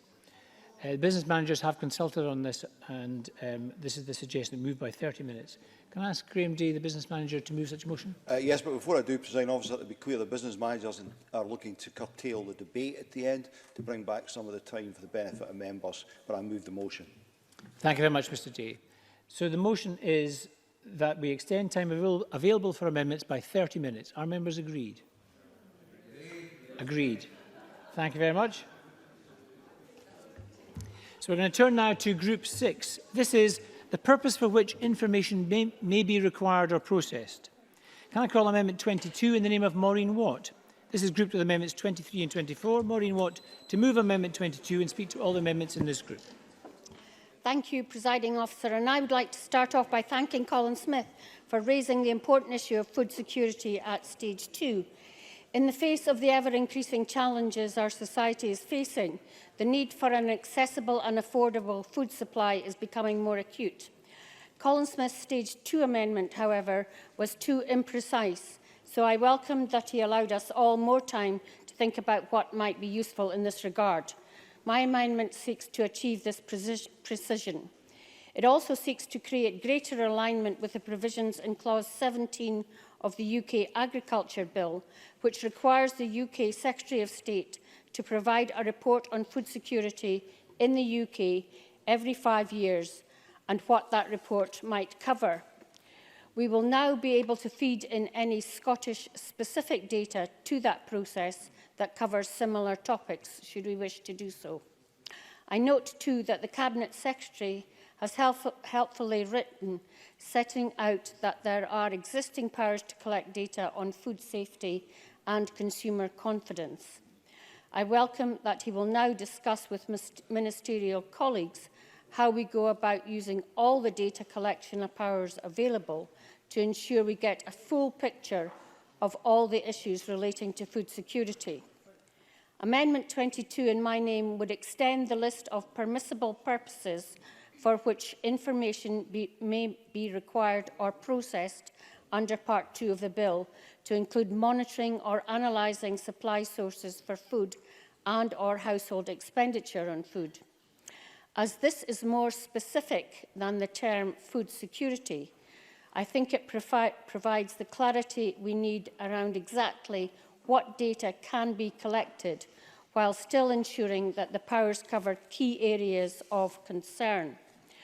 I think it's important to make clear that this amendment would not require consumers as such to tell government anything, as this is restricted by section 13(3) of the UK bill. The information we need could, however, be collected from other persons in or closely connected with the agri-food supply chain. On amendments 23 and 24, I'm happy to listen to Colin Smith and other members and will give my views in summing up, but I move amendment 22 in my name. Thank you. Thank you very much, Ms Watt. I call Colin Smith to speak to Amendment 23 and the other amendment in this group. Thank you, Presiding Officer. Amendment 23 in my name allows for the collection of data for the purposes of preparing a national food plan, while Amendment 24 provides a brief definition clarifying broadly what such a plan should cover. A national food plan could serve a range of roles, bringing together various elements of food policy into a single cohesive strategy and introducing targets and monitoring mechanisms. From extreme weather to the challenges of Brexit and coronavirus, if recent years have taught us anything, it is that we need a more comprehensive strategic approach to food policy. A national food plan would have a key role to play in improving resilience and food security in Scotland, ensuring we are equipped to withstand a crisis. The bill that the government have dropped recently, the Good Food Nations bill, does mean that has become more important than ever before. That bill would have made an invaluable contribution at this time, and I very much hope it will be on the legislative programme soon in the next Parliament. Now, I made a plea during stage 1 of the agricultural bill that we should look at what legislation we do have passing through this Parliament to determine if it could be expanded to incorporate key elements of the Good Food Nations bill. However, I accept that it became clear that there was not an appetite for that approach from the government, so I've not sought to do this during stage 2 and stage 3. My amendments today are strictly within the scope of this bill and do not attempt to replace the Good Food Nations legislation. However, they do lay some groundwork and support existing government commitments on these issues. My amendments serve two purposes. Firstly, to put down a marker for the need for an ambitious national food plan in the future. I appreciate the Scottish Government have now committed to publishing a non-statutory food policy, and I absolutely welcome this commitment, particularly given the delays in the Good Food Nations bill, and I do look forward to seeing what is produced. However, I do not agree with the argument that this means there is no need for a robust statutory national food plan further down the line. Indeed, the Government itself have made it clear they believe it should be statutory, so my amendment helps deliver this. The second purpose my amendment serves is a practical one. Amendment 23 simply allows data to be collected for the purpose of preparing a future national food plan. There's a huge amount of data that would be needed for a national food plan that is not currently collected. For example, data on food and feed imports, food price differentials between different areas and so on. If we want to have a national food plan, or indeed just want to keep the option open, we need to be able to collect the necessary data from across government to help inform it. That is what my amendment allows. I'll also be supporting Amendment 22 by Maureen Watt, which is coincidentally very similar to an amendment I proposed at stage 2, but I didn't move at the request of the Cabinet Secretary when I made it clear I was happy to work with the government on a way forward. Unfortunately, the Cabinet Secretary didn't take me up on that offer. However, in the sudden barrage of documents from the government in recent days on this issue, after I did table my amendment, the Cabinet Secretary said he would bring forward amendments on this issue, coincidentally after the government had been sent a draft of my own amendment. The fact that the amendment itself, however, had been tabled by one of his backbenchers does suggest that the government missed their deadline for their own amendments, suggesting it may have been a bit of an afterthought. Presiding Officer, food poverty and food insecurity shames Scotland. Taking every action possible to tackle it should be a priority for this Parliament. Proper monitoring of both food supply and expenditure can provide us with a better understanding of the nature and the extent of the issue, which will be invaluable in developing a policy to address it, and that's exactly what my amendments seek to do. Thank you very much, Mr Smith. Call Oliver Mundell to be followed by the Cabinet Secretary. Thank you, Presiding Officer. We'll be supporting the amendments in this group and believe in the absence of Scottish Government legislation, they will provide and allow for important data to be gathered and used to benefit both the industry and public health. We've seen, as other members have said in recent months, just how important food security is, and my colleagues, most notably Brian Whittle, never tire of pushing the importance of local procurement of food in the public sector. As a Parliament, we still have much work to do on these issues, and these amendments can only help inform and encourage that debate moving forward. Thank you very much. And I call the Cabinet Secretary, Fergus Ewing. Presiding Officer, the recent COVID crisis demonstrates the critical role that farmers, crofters and everyone in the food industry plays, and we should all thank them for their work during lockdown to keep Scotland fed. Food security and insecurity are key issues for society, and Brexit and the coronavirus pandemic highlight the importance of an adequate, affordable and accessible food supply for all. I thank Mr Smith for agreeing not to move his Stage 2 amendment to allow further consideration of the issue. I welcome Maureen Watt's Amendment 22, which augments and improves the data collection powers in Part 2 as she has set out. I want to highlight, though, why we have not replicated Clause 17(2)(e) of the UK Bill regarding food safety and consumer confidence in food. This is because similar powers already exist in Scots law through the Food Scotland Act 2015. Members will have seen an exchange of correspondence between myself, the Minister for Public Health, Sport and Wellbeing and the Cabinet Secretary for Communities and Local Government on this matter. We agreed it would not be sensible to try and cut across these existing powers. I hope they will also note that we intend to work together across government to consider how we might use all our available powers and resources to gather data around all aspects of food security to help inform future policy development. Certainly. Can the Cabinet Secretary, keep forgetting to do that. Can the Cabinet Secretary advise that once the Ministerial Group has developed a statement on policy on food, that stakeholders will be consulted and Parliament will be given an opportunity to comment? Cabinet Secretary. Yes, I'm happy to give the assurance that at the appropriate time there will, of course, be parliamentary involvement, as there always is, as we always do, at the appropriate time. So I'm happy that Mr Lyle has enabled that to be clarified. And I'm grateful to Mr Smith for initiating this activity with his Stage 2 amendment. I can't support Amendments 23 and 24 for three key reasons, Presiding Officer. First, we cannot pass measures in this bill to make up for the fact that because of Brexit, we did not have parliamentary time to deliver the Good Food Nation bill. Second, we have not debated or considered any evidence on a national food plan, either at Stage 1 or Stage 2. Now, this is a point that Mr Rumbles repeatedly made, that we shouldn't be debating at Stage 3 or indeed Stage 2 new matters, important matters of principle where we haven't had the proper input and consultation from stakeholders. It's a point of principle about the procedures in this place, and maybe because Mr Rumbles and myself, if you won't mind in my absence saying, are both long in the tooth, that I think these principles really should be adhered to. Bringing in important new matters in Stage 3 is really not sensible, and it carries with it the risk of legislating in haste and repenting later at leisure. However, I have acted now to deliver one of the measures that was contemplated for the Good Food Nation Bill, to develop and publish a statement of policy on food. So this government is absolutely committed to achieving our vision of Scotland as a good food nation where everyone has ready access to the healthy, nutritious food they need.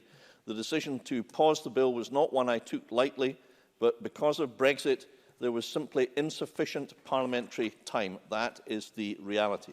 At stage 2, I offered to consider what more we may do to give effect to the core premise of the Good Food Nation Bill, to develop a statement of policy on food.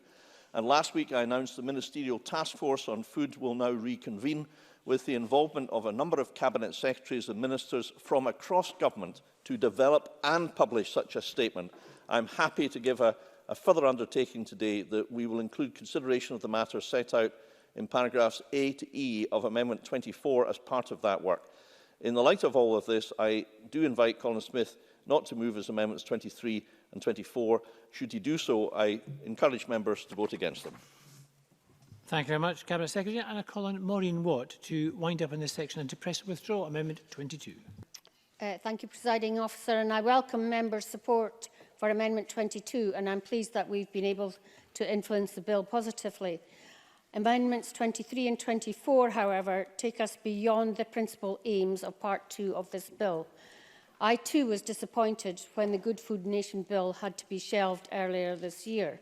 However, with both responding to the current COVID-19 crisis and preparations for the end of the Brexit transition period to contend with, I accept that many things had to be dropped from this Parliament's legislative timetable. But we can't try, as others have said, to insert such elements into this bill. Amendments 23 and 24 simply don't work. There is no national food plan. There was not even a plan for such a plan. There was no intention to provide for such a thing in the draft Good Food Nation Bill, nor have we heard any evidence on this. We cannot shoehorn in such commitments into the last stages of a bill, which is effectively on a discrete set of issues specific to agriculture. Moreover, the Cabinet Secretary indicated that he would take away this matter at stage 2 to see what might be done to act on the legislative intentions in the bill. I therefore welcome that. Rather than waiting for the opportunity to legislate for a statement on food policy, Scottish ministers are simply getting on with the task of developing one, as was set out in the answer to last week's government-inspired question. That, I think, is a better way forward, and I will not be supporting Colin Smith's Amendments 23 and 24, but I urge the Chamber to support Amendment 22 in my name. Thank you very much, Ms Watt. Now, before we move to the question on Amendment 22, can I, in this case, I'm going to ask all members, including offline, online, to refresh, not just to open the page, but in this case to actually refresh the app. So if you could either pull it down or press the refresh button, which tends to be the little arrow in the top right-hand corner on the web browser.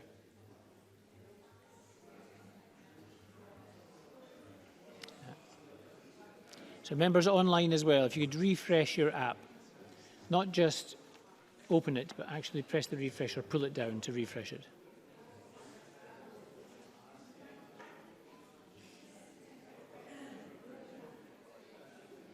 There's a little, should be a little circular arrow in the top right-hand corner.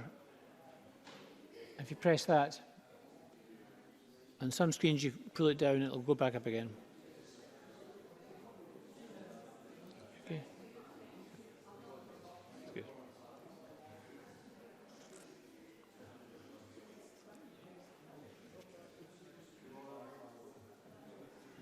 Okay. So again, before we come to the vote, just check, has anybody not got the page open which says vote not open? Now, keep your hands up and attract attention if it says, you should have the page which says vote not open. If you don't have that page, put your hand up and attract attention. Online, how's it getting on? They're all okay online, yeah.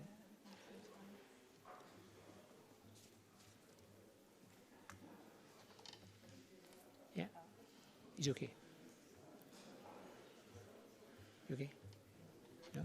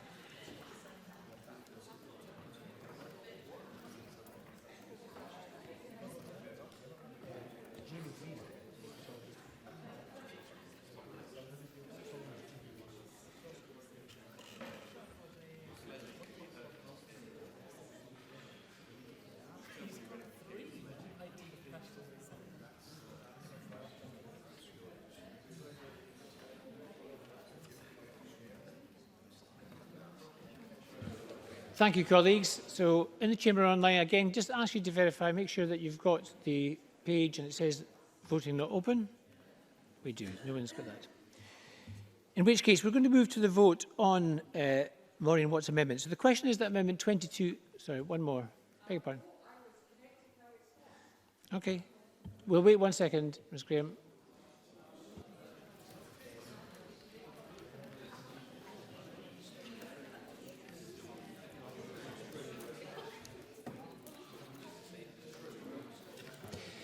Thank you, colleagues. So we're going to move to the vote. The question is that Amendment 22 be agreed. Are we all agreed? Yes.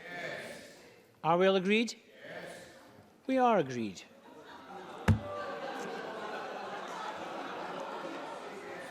Can I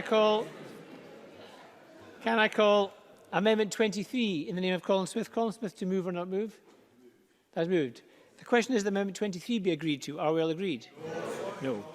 We're not agreed. So we move to a vote on Amendment 23 in the name of Colin Smith. This will be a 1-minute division. Members may vote now.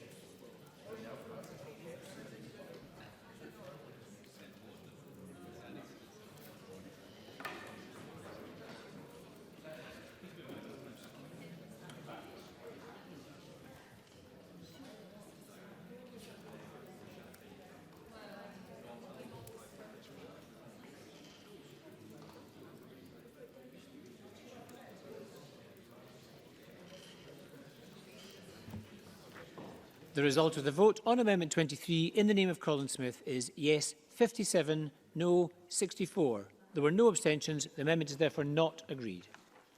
Can I call Amendment 24, Colin Smith, to move or not move? Not moved. That is not moved. Now we're going to turn now to Group 7. This is the requirement for a new Scottish agricultural policy. Can I call Amendment 19 in the name of Oliver Mundell in a group on its own, and Oliver Mundell to move and speak to Amendment 19. Thank you, Presiding Officer. I move the amendment. And Amendment 19, as the NFU states in its briefing, is an important inclusion which, whilst not requiring the implementation of any new policy, would ensure appropriate reporting mechanisms on the projected implementation of that new policy at such a time as it's deemed appropriate and deliverable. I've set the last date to do so as the 31st of December 2014, and I sincerely hope, for the sake of Scottish agriculture, that it's possible for the Government to set out clearly the future policy direction by then. This amendment provides an important safeguard, holds ministers' feet to the fire and puts this Parliament at the heart of the process moving forward. I hope members will feel able to support it, because if providing stability and simplicity is to be a meaningful aspiration, then the Government and the Cabinet Secretary must be able to provide a clear sense of direction and a definitive timeline for any changes coming. Farming is a long-term industry, and in this moment of significant change and opportunity, we can ill afford to make the big decisions behind closed doors and put off sharing that information with farmers. Thank you. I'm going to call John Finney to be followed by Edward Mountain. John Finney. Thank you very much indeed, Presiding Officer. I found myself in an unusual position today of sharing the same voting intentions as Mr Mundell, and indeed commended the very first vote we had where, in relation to the objectives, he was very happy to see the workers' rights respected. Sadly, that's not replicated in his interests when it comes to this particular amendment. The other thing I also said in relation to your colleague's earlier amendment there, Mr Chapman, that I'm not a fan of reports. Ongoing scrutiny is what's important. The committees do ongoing scrutiny. We call for reports. I note that you want to know about productivity and profitability, but as I say, improving workers' conditions within the sector has been dropped for that. So for that reason, we won't be supporting this amendment. Thank you, Mr Finney. I call Edward Mountain to be followed by Colin Smith. Edward Mountain. Thank you, Presiding Officer, and I rise to speak to Amendment 19. I would like, however, to declare my interests at the start of this by saying that I am in a family farming partnership. I have been farming for over 40 years, and I've been giving advice to farmers for a similar period of time. Now, I've followed this agriculture bill during the stages it's gone through the Parliament, not only as a member of the REC committee, but also the convener, watching it go through stage 1 and stage 2. Presiding Officer, it's quite difficult to talk and give something if people aren't listening and talking. If they don't want to listen to me, could I ask that there's some silence, please? Thank you, Mr Mountain. Please, order at the back of the chamber, please. Order at the back of the chamber. Mr Mountain. Thank you, Presiding Officer. Now, farmers need some process, and that is what this bill is about. And I've accepted what the Cabinet Secretary has said about the bill being a bill about process.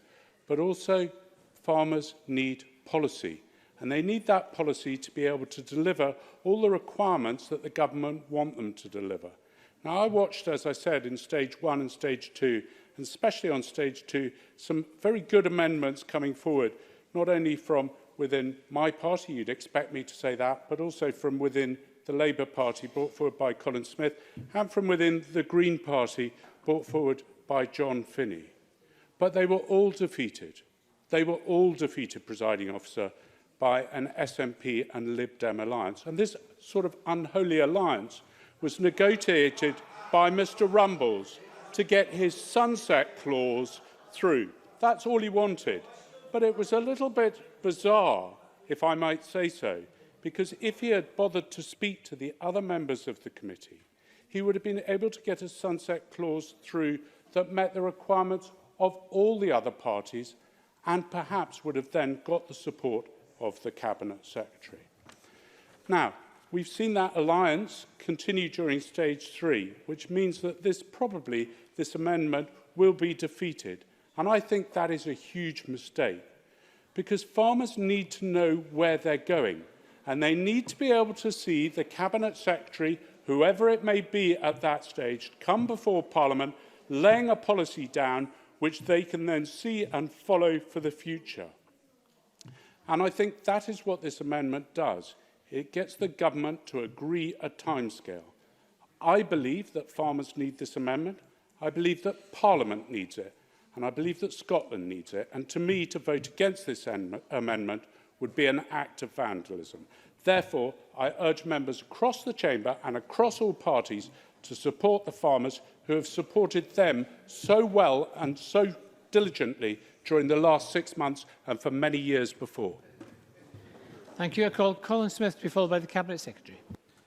Thank you, Presiding Officer. Labour will support Amendment 19 in Oliver Mundell's name. Developing not just agricultural support system but rural support system over the next few years is an urgent priority for government, and farmers, crofters, growers and rural communities across Scotland are desperate for clarity on what lies ahead. A requirement to report on progress will provide accountability and help to ensure the government stick to the proposed timescales and are developing such a policy. Now, I would have liked to have seen more contained within the proposed report. I think a point highlighted by John Finney. However, the report set out in the amendment is better than no report at all. This amendment also sets an extremely generous time frame and does not include any unreasonable demands. It simply guarantees in law a process of scrutiny and accountability we would expect to be happening anyway, and therefore should be underpinned in law. So I'm happy to support it. Thank you. And I call on the Cabinet Secretary, Fergus Ewing. Presiding Officer, during stage 1, I set out how I already update Parliament regularly on the steps being taken to develop future policy on farming and food production. Both committees accepted my explanation, and indeed the REC Committee in its stage 1 report said it was, and I quote, satisfied that there is no need for a statutory requirement on periodic reporting to the Parliament to be included in the bill. I made a similar commitment to keep Parliament updated at stage 2 in response to Rachel Hamilton's amendments on this. However, I'm aware that some members and stakeholders would welcome more certainty around the process for establishing new policy proposals for rural support beyond the period beyond the year 2024. Up till then, our Stability and Simplicity paper, I think, provides exactly what it says, stability and simplicity for farmers and crofters, and that it is, broadly speaking, welcomed across those communities. Now, whilst I have some concerns about the binding and specific nature of the requirements for the content of such a report, and some sympathy with the points that Mr Finney has been made about what that is not asked to cover, but nonetheless, on balance, I can support this amendment in the spirit of cooperation, for which I hope I'm renowned, Presiding Officer, and therefore encourage members to support it. Thank you very much, Cabinet Secretary. I call on Oliver Mandel to wind up and to press a withdrawal. Amendment 19. Given that unexpected support, I'll simply sit back down. Thank you, Ms Mandel. So the question is that amendment, well, just make sure that everyone's got their voting pages open, although it sounds like we might not need them. The question is that Amendment 19 be agreed to. Are we all agreed? Yes. We're not agreed. Okay, but before we move to the vote, can I just double check that everyone's got the voting app opened? And at the moment, it should say no vote is open. If that isn't the case, please put your hand up and just wait a few minutes. Don't refresh this time, just open the app. Okay. Don't refresh, just open the app and put your hand up, Ms Beamish.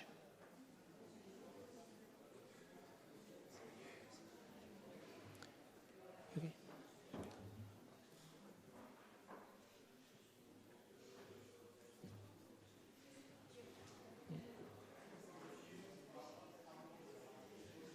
It's okay.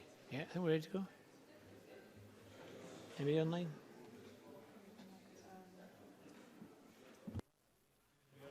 Okay, colleagues, I think we're ready to vote.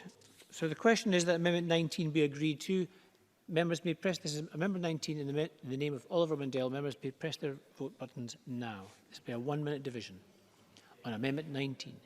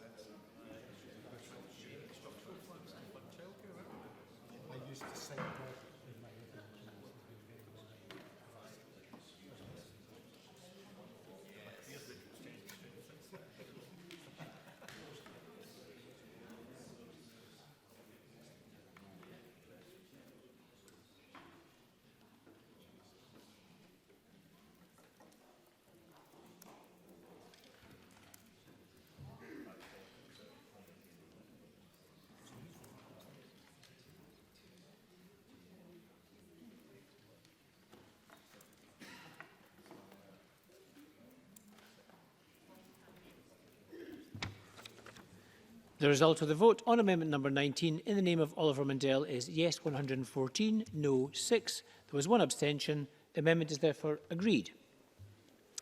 We're going to turn now to our last group, Group 8, on Crown application. Can I call Amendment 20 in the name of the Cabinet Secretary in a group on its own? Cabinet Secretary to move and speak to Amendment 28. Presiding Officer, Amendment 20 is a technical amendment that inserts a new section into the bill on Crown application. The provisions in and under the bill, including any offences created under Section 8 or 10, will by default bind the Crown. However, it's a matter of general policy that the Crown should not be liable to prosecution for committing any such criminal offence. Indeed, any non-compliance by the Crown is to be enforced through the civil courts. Accordingly, Amendment 20 inserts a standard provision that exempts the Crown, excluding persons in the service of the Crown, from being held criminally liable for any non-compliance with a regulatory provision made using the powers in this bill. As an alternative means of enforcement, it provides for the Lord Advocate to apply to the Court of Session for a declaration that the Crown has acted or failed to act in a way that is unlawful. Presiding Officer, I move Amendment 20 in my name and urge members to vote for this technical amendment. Thank you very much, Cabinet Secretary. I call John Finney. Thank you very much indeed, Presiding Officer. The Cabinet Secretary describes it as a technical amendment, standard practice. Let's be quite clear what subparagraph 1 says. Nothing in or under this Act makes the Crown criminally liable. The reality is that any individual or any body that acts in a criminal way should face the consequences. If this were to pass, then it will join with 18 other groups or organisations given immunity since 2009, including European Union military staff, European Police College, Organisation for Joint Armament Cooperation. I would ask the Cabinet Secretary, noting his comments about Stage 3, whether the Scottish Government were approached by the Crown seeking criminal immunity, or did indeed the Cabinet Secretary consult the Crown on this? Thank you. And no other colleague wishes to contribute, so Cabinet Secretary, any concluding remarks? No. In that case, we're going to move straight to the vote. The question is that Amendment 20 be agreed. Are we agreed? We're not agreed, okay? I'll just double check that members have the voting app open again, and it says no vote is currently open. We'll just wait a few seconds for that to happen. If it doesn't happen in the next 15 seconds, there's no vote open yet. You don't have to refresh the screens, no, just open the app. You don't have to refresh, just open the app. And then wait about 10 seconds. Don't refresh, no, just open the app and it should have a page which says no vote is currently open.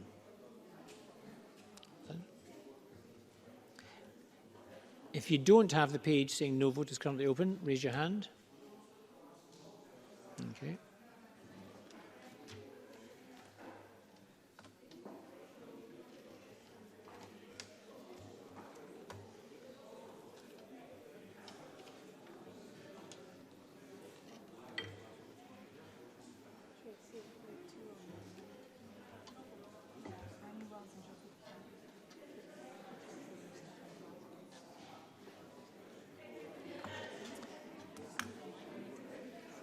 Are there any members that don't have the vote currently open?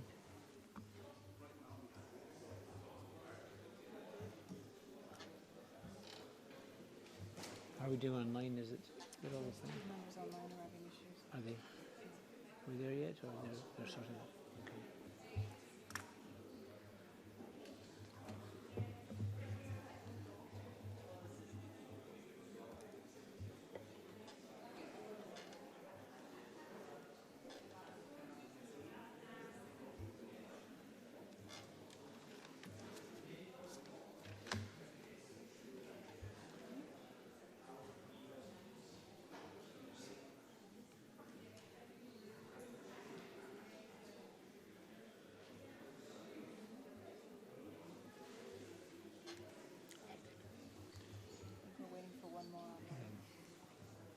We're just waiting for one member online, colleagues.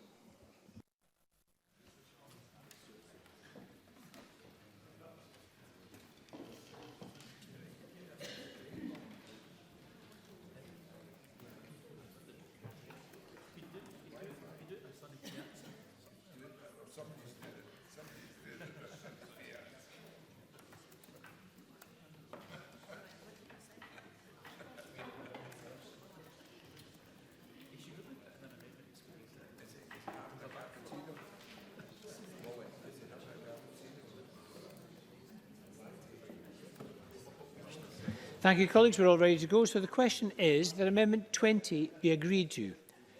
And the vote will open now. So a 1-minute vote on Amendment 20 in the name of the Cabinet Secretary.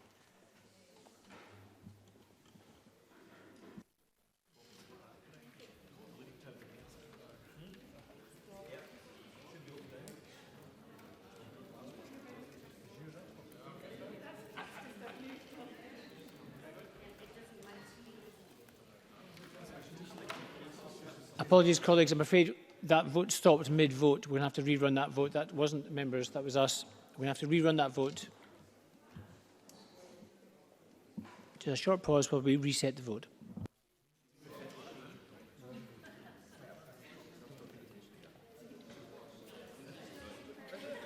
So again, just make sure that members put their voting app on, that's all. Just keep their voting app on.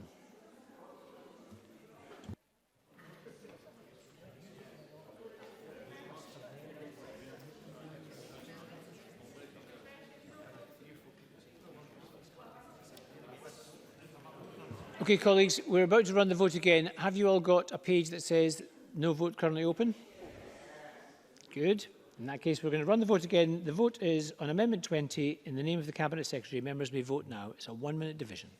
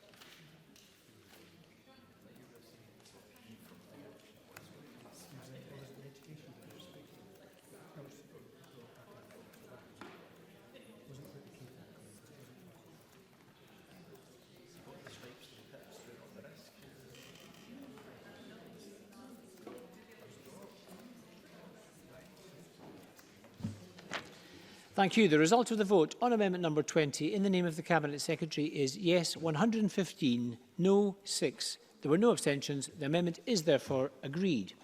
And that ends consideration of amendments. Thank you for your time and understanding. Now, as members will be aware, at this point in proceedings, I'm required under standing orders to decide whether or not, in my view, any provision of the bill relates to a protected subject matter. That is, whether it modifies the electoral system or franchise for Scottish parliamentary elections. In the case of this bill, my view is it does no such thing. Therefore, the bill does not require a supermajority to be passed at stage 2.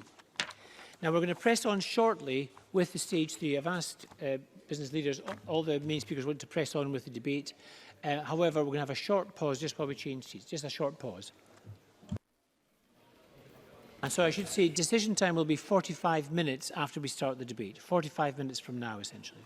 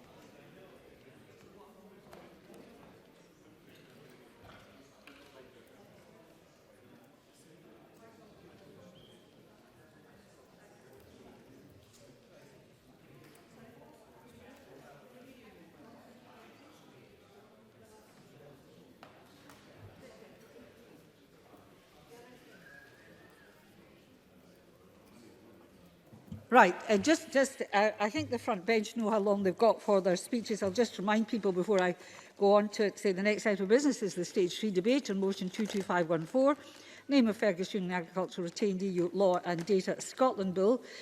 Before I invite him to open the debate and actually tell people what timings they have, can I call on Fergus Ewing to signify Crown consent to the bill, please? Colin Fergus Ewing, Cabinet Secretary. Presiding Officer, I'm delighted to present the Agricultural Retained EU Law and Data Scotland Bill to Parliament for the Stage 3 debate. Let me first deal with an important formality. As members know, it's a requirement of standing orders that I signify Crown consent to the bill when that is needed. Therefore, for the purposes of Rule 911 of standing orders, I wish to advise the Parliament that Her Majesty, having been informed of the purport of the Agriculture Retained EU Law and Data Scotland Bill, has consented to place her prerogative and interests, so far as they are affected by the bill, at the disposal of the Parliament for the purposes of the bill. Presiding Officer, I do thank farmers and crofters for the work they do for Scotland, especially during this COVID pandemic, when they worked so hard to ensure food on the table. I want to make it clear that this government is committed to continuing to support them in the production of high-quality food as custodians of the countryside and as pillars of our rural and island communities. That's why it's been my determination to ensure that support payments are received by farmers and crofters as quickly as possible. And I can confirm today that the first of our loan payment runs this year has been completed. This will see 11,885 farmers and crofters receive £296 million on Tuesday, the 1st September. Scotland is the first UK paying agency to make advance payments again this year, and these payments will reach bank accounts in Scotland a full 3 months ahead of farmers in England. This is very, very important.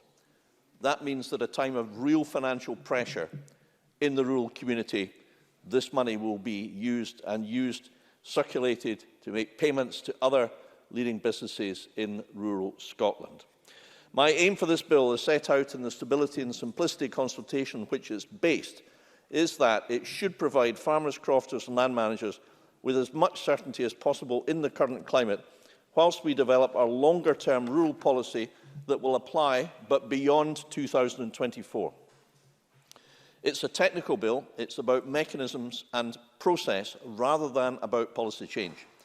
Indeed, in Stage 1, I said it was a tool in the box, a spanner, if you like, that enables us to do a specific task, and that is that we need the powers in Part 1 of the bill to allow the CAP schemes rolled over into retained EU law to continue beyond the end of this year. And I can confirm today that we will use the powers in this bill to ensure that the CAP schemes will continue in 2021. But the measures in Part 1 will also enable us to modify these existing CAP schemes and rules, making appropriate simplifications and improvements to meet our needs and our interests. There are some simplifications and improvements that I want to introduce next year. Those regulations will need to be laid and passed before the end of this year to achieve that. I have listened and I've given undertakings to consult and engage stakeholders and Parliament, as I would always do and have always done, and accepted the compromise of each way procedure applying to the use of the key powers in sections 2, 5 and 6. I'm grateful for Mr Rennie for moving that, as I was grateful to Mr Rumbles for moving the sunset clause and for the constructive role which they have both played throughout the passage of this bill. The provisions in Part 2 are technical in nature again, updating existing powers for the collection of agricultural and agri-food supply chain data, making those more transparent and clearly linked to the principles of GDPR and Data Protection Act 2018. Now, this bill was not intended to change or to formulate a future substantive policy on farming and food production beyond the year 2024. The bill was never intended to set that out. That work is underway through a different process, as we've heard today, and I expect to receive in the relatively near future a report from the Farming and Food Production Future Policy Group. Meanwhile, we do, however, need this technical bill. Well, I think I won't, because I'm just approaching my close to try and curtail these proceedings, which have lasted quite some time. debating matters we debated extensively at stage 2 again. We do need this technical bill to pass to allow CAP support to continue and to provide farmers and crofters and land managers with as much certainty and stability as possible. And this bill is fundamentally about them, Presiding Officer, and for them. I therefore move that the Parliament agrees that the Agricultural Retained EU Law and Data Scotland Bill be passed.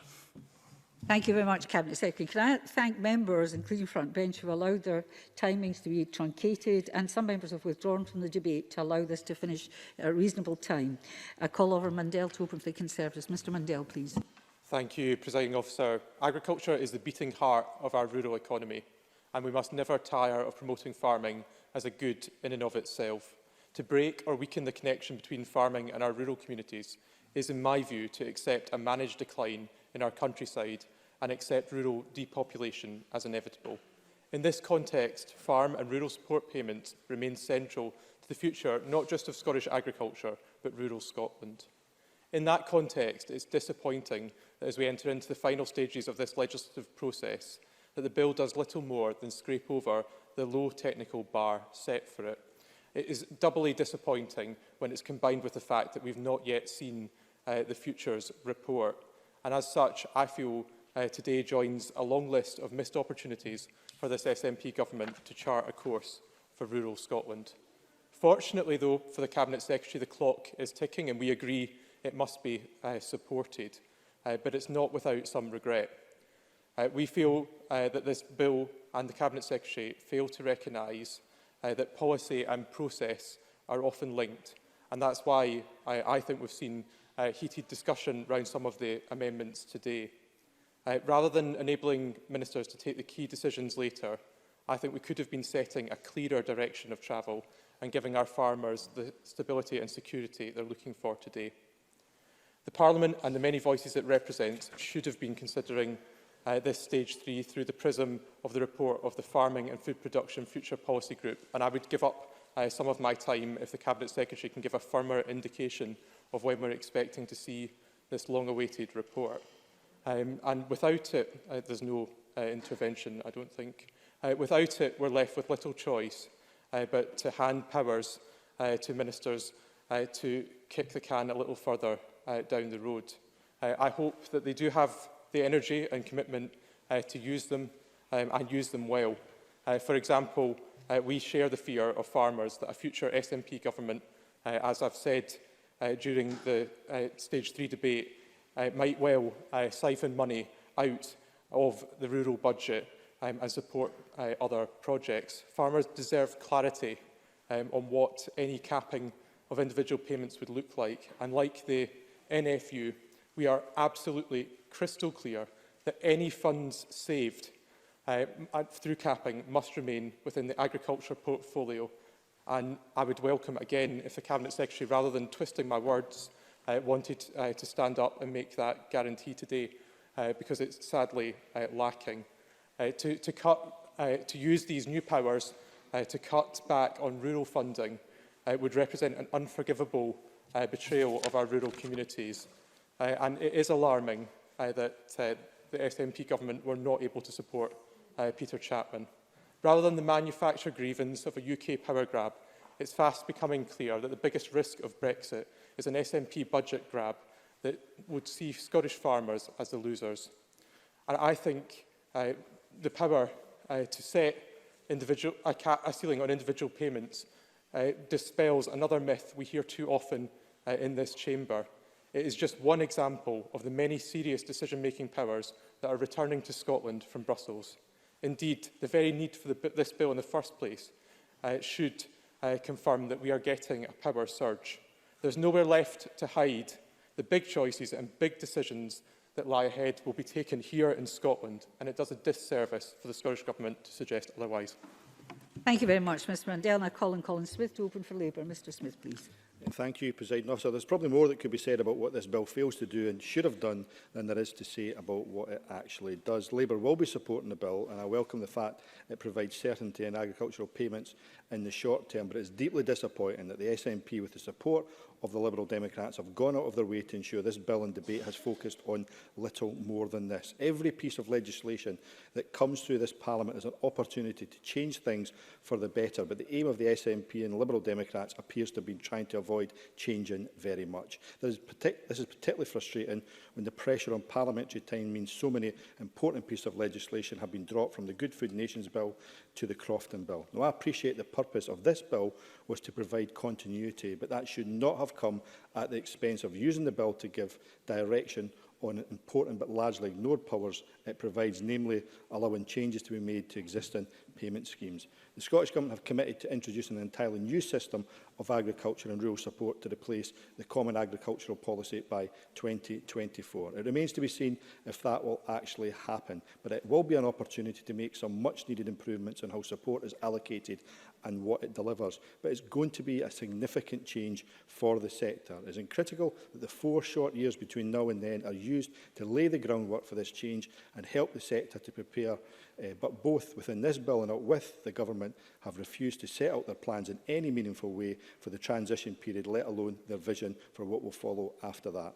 In the absence of any clarity or leadership from the government, opposition parties, with the support of a range of stakeholders, sought to provide some policy direction within this bill for the next 4 years. That was ignored.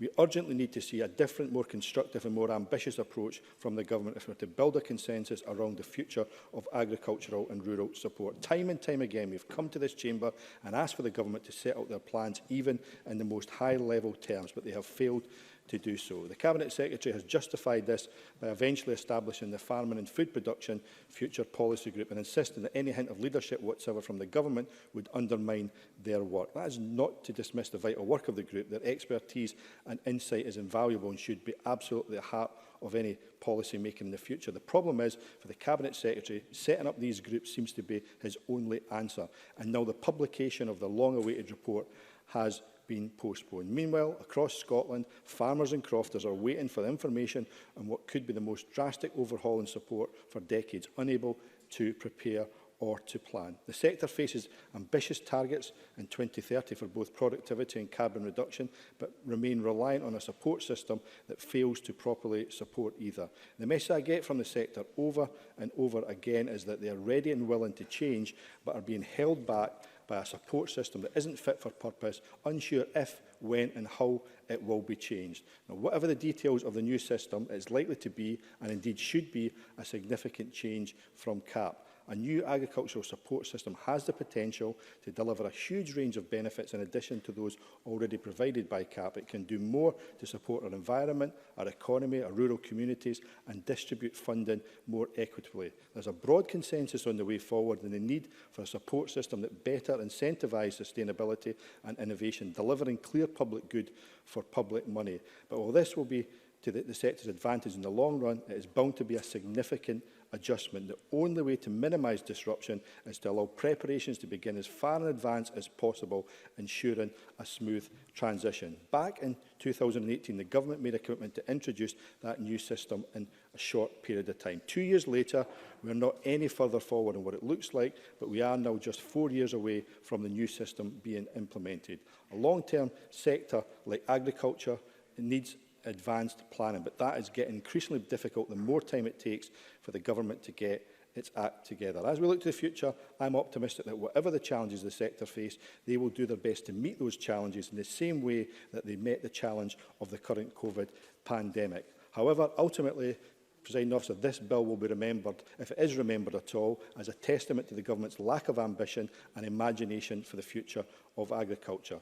This government has no vision for the future of agricultural support and seems in no rush to develop any, even having delayed the publication of that important group's report. The Cabinet Secretary gave half as much time to developing that vision than he seems to have done running around in the last 24 hours, desperately trying to drum up support to his own opposition to amendments that were tabled today, then the sector would have had and more of an idea of what this bill will mean for them in the next few years. Presiding Officer, the clock is ticking on the need to meet our climate change commitments and deliver a sustainable agricultural sector. The stakes are far too high for any more dithering. The sector needs clarity on what lies ahead, and it needs that clarity now.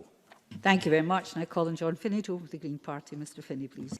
Thank you very much indeed, Presiding Officer. And to say at the outset that the Scottish Green Party will be supporting this bill. The Cabinet Secretary describes it as technical. It's about mechanisms and process. And the tension that's apparent to what might seem a fairly innocuous piece of legislation is that expectations were built that there would be much more. And these expectations were in place because, well, I see the Cabinet Secretary shrugging there. He's fully well aware of the frustrations that exist about where we go. We're facing a climate emergency, we're facing a nature emergency, and the consensus that was built around the first amendment that was discussed here was an opportunity to at least and there was no meaningful discussion regarding the important provisions that are in there. Now, this bill gives powers to simplify and improve the operation of any part of CAP. There's millions of pounds involved in that. Are they spent properly at the moment? Do they reflect the emergencies we're facing at the moment? What discussion is there about how they're going to be in the future? Because it may be, it's not about perhaps money coming out the rural sector, as Mr Mundell faces. I think there's a very strong case for more money to go into the rural sector. And when I think of some of the things that happen in my region there that I've consistently congratulated the Cabinet Secretary on, Crofting House Grant, for instance, if we are interested in sustaining communities, then these are the sort of things that should have featured. Sadly, the Lib Dem seem in very close connection with the Scottish Government in relation to all that's proceeded at stage 2 as well. I think mention's been made of payments and reports, and I think it's important to congratulate the ARPID staff. I think that they do a very fine system. They've done a fine job of late, and we do get regular updates on that. I think if we must move forward, we can't go back to previous problems. These have been resolved, and I certainly welcome the significant monies that has gone in there. We all want an efficient system. We know that the Simplification Task Force recommended changes. Farming and Food Production Policy Group, the long-term future, we all are familiar with the groups that have been set up. But land management and food production, supporting the transitions required to meet net zero emission targets, increasing the resilience in the agricultural sector, encouraging innovation, productivity, profitability and resilience in agriculture. These are the first 4 that were in that amendment that was set aside. Facilitating local food supply chains. Now, what tremendous work has taken place during the pandemic here, which all the parties have been involved in, the resilience for island communities. I think the pandemic showed how important these are, and I think it's very important that we understand going ahead that with the climate emergency and with the nature emergency, that food security is a huge issue. So the comments about, it is unfortunate, many people have said about the Good Nation Food Bill, very unfortunate that's not gone ahead. Delivering flourishing communities, improving working conditions within the sector, maintaining and enhancing animal welfare. There's huge frustrations about that, these frustrations, and it's sad that so many things in this chamber, we don't get a rational debate because they divide on constitutional lines. I don't know anyone that wants reduced animal welfare standards, not least among colleagues in the Conservative benches, and I see agreement for that. But we must be aware of the unintended consequences, and you know, that was another thing that could have been picked up on the debate going ahead. Sadly, the bill has left a lot of people frustrating. Those who are not familiar with the parliamentary process will see a title and they'll see it as an opportunity. It's a vehicle for which to prosecute their interests. There's so much common ground in this. There's little division. I think there's a recognition that we need to keep coming back to the climate emergency and nature emergencies. It's not clear if this, and if I noted the Cabinet Secretary correctly, we know it's a technical mechanism and process. Well, these are the mechanisms and process that you must have a process to do something. It can't simply be about payments. If we're going to have any future that has regard to... Please conclude. I beg your pardon? I said please conclude. You've gone through 4 minutes, which is your time allocated. I wasn't told what the time was. I'll leave it there. We will be supporting the bill. Thank you very much. That's very kind. I know it's very hard, and you've sat through the entire debate to have this done, but there we go. I call on Willie Rennie to open to the Liberal Democrats, who've already served out 4 minutes. Thank you, Deputy Presiding Officer. And I too want to thank farmers and crofters for the work that they've done through the pandemic, putting the food on the table. While we were in lockdown, they were on the fields and the hills, and I think they deserve our appreciation. The Minister referred to the constructive role of the Liberal Democrats, in particular Mike Rumbles. Well, that was something that surprised, I think, us all, that was in fact the case, because it's not too often that happens in this chamber. But certainly it's something that I recognise was a valuable contribution, because Mike Rumbles did actually work through this bill to a great degree. In fact, he worked through this to make sure there was the food and farming production future policy. And that work is ongoing, and it's something that we will be watching very closely to make sure that it delivers. Yes, certainly. Edward Mountain.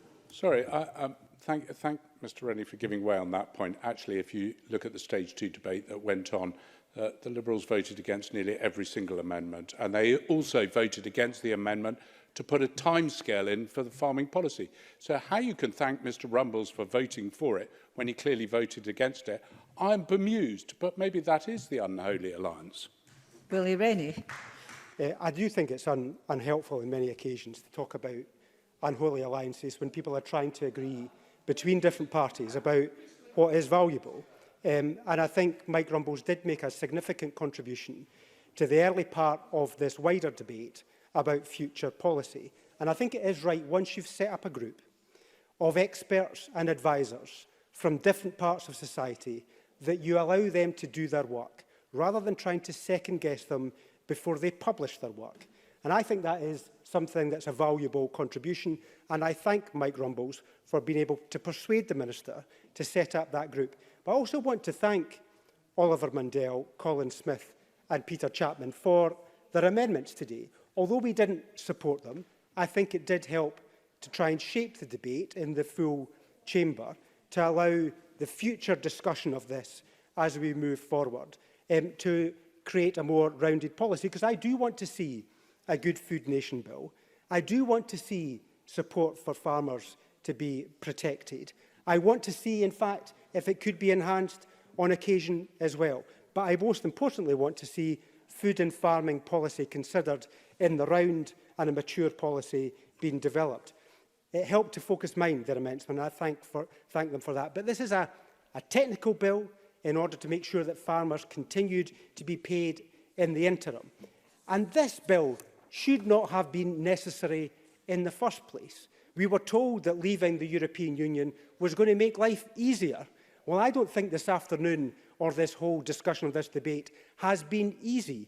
It's plunged us into a great degree of uncertainty. It was supposed to be less bureaucratic. Well, I think we've just agreed or about to agree another law and more regulations, and we're going to do negative instruments and affirmative instruments as we progress. That's not made life easier. So the claim that Brexit was going to be good for our farmers and good for our future, I think, has fallen at the first stage. But I want to thank the clerks and the committee for their hard work on this bill. It's been a testy afternoon. I think it's managed to explore many of the issues that are important to the future of our countryside. Because the first and most important thing that we must do is to make sure that our food and farming sector, that brings so much financial contribution to our country, is supported in every way it possibly can be. And we should not lose sight of that as we debate these technical matters. Thank you. Thank you very much. Open debate. Maureen Watt, followed by Rachel Hamilton. 4 minutes, Ms Watt. 3 minutes, Ms Hamilton. Thank you very much, Presiding Officer. And I'm pleased that we are at last at the stage of the final speeches in this bill. As a member of the Rural Economy and Connectivity Committee, it seems as if we've been considering this bill for many, many months. Of course we have, but we have to accept that much of the delay has been due to the pandemic disrupting the work of this Parliament.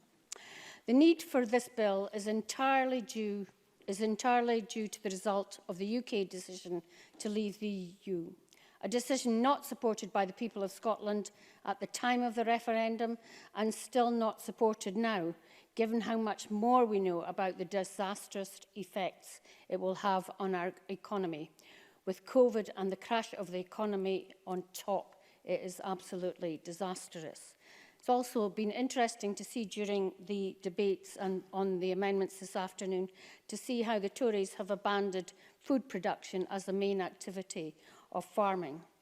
The Scottish Government must prepare to take the necessary powers to continue to support our farmers and crofters. Interestingly, we have legislated for Brexit faster than the UK Government, but unfortunately it has been at the expense of the Fisheries Bill and a Good Food Nation Bill. Without this primary legislation, Scottish ministers would not be able to simplify or improve the retained EU law. The Scottish Government, rightly in my view, chose not to take powers through the UK bill and not to recommend legislative consent, as there are concerns that it could impose unwanted policies and rules on Scottish farmers in areas of devolved competency. Agriculture is devolved, and legislation for devolved policy is a matter for this Parliament. The current EU CAP schemes run from 2014 only until 2020, and this bill gives Scottish ministers the power to vary payment ceilings and financial provision in CAP schemes once they become domestic law. It means the continued operation of current CAP schemes and policies for a transition period of up to 2024 if needed, and allows them to be progressively improved and simplified. This bill is urgent because we not only need this bill to be passed, but need the secondary legislation under it to be in place by the end of the year in order to ensure that we can continue to make payments to farmers, which means that time is critical. Throughout the passage of this bill, the NFUS has supported the approach of the Scottish Government in that this bill is focused on framework as opposed to policy. The NFU agrees with the Scottish Government that the primary purpose of the bill is to enable the stability and simplicity approach as opposed to enacting a future agricultural policy for Scotland. This bill will also ensure that the Scottish Government has the ability to replicate changes made elsewhere in the UK if that is what is best for Scotland.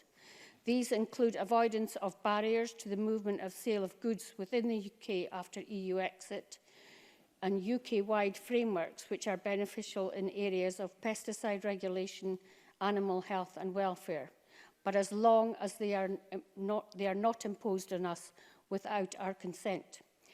In closing, Presiding Officer, can I congratulate the Cabinet Secretary on the very prompt distribution of farm payments, given the problems that we had with farm payments in the recent past. Presiding Officer, this bill is needed. It is needed now, it is urgent, and I'm pleased and relieved it will pass this year. Thank you. Thank you very much, and I call Rachel Hamilton. Then we move to closing speeches. Ms Hamilton, please.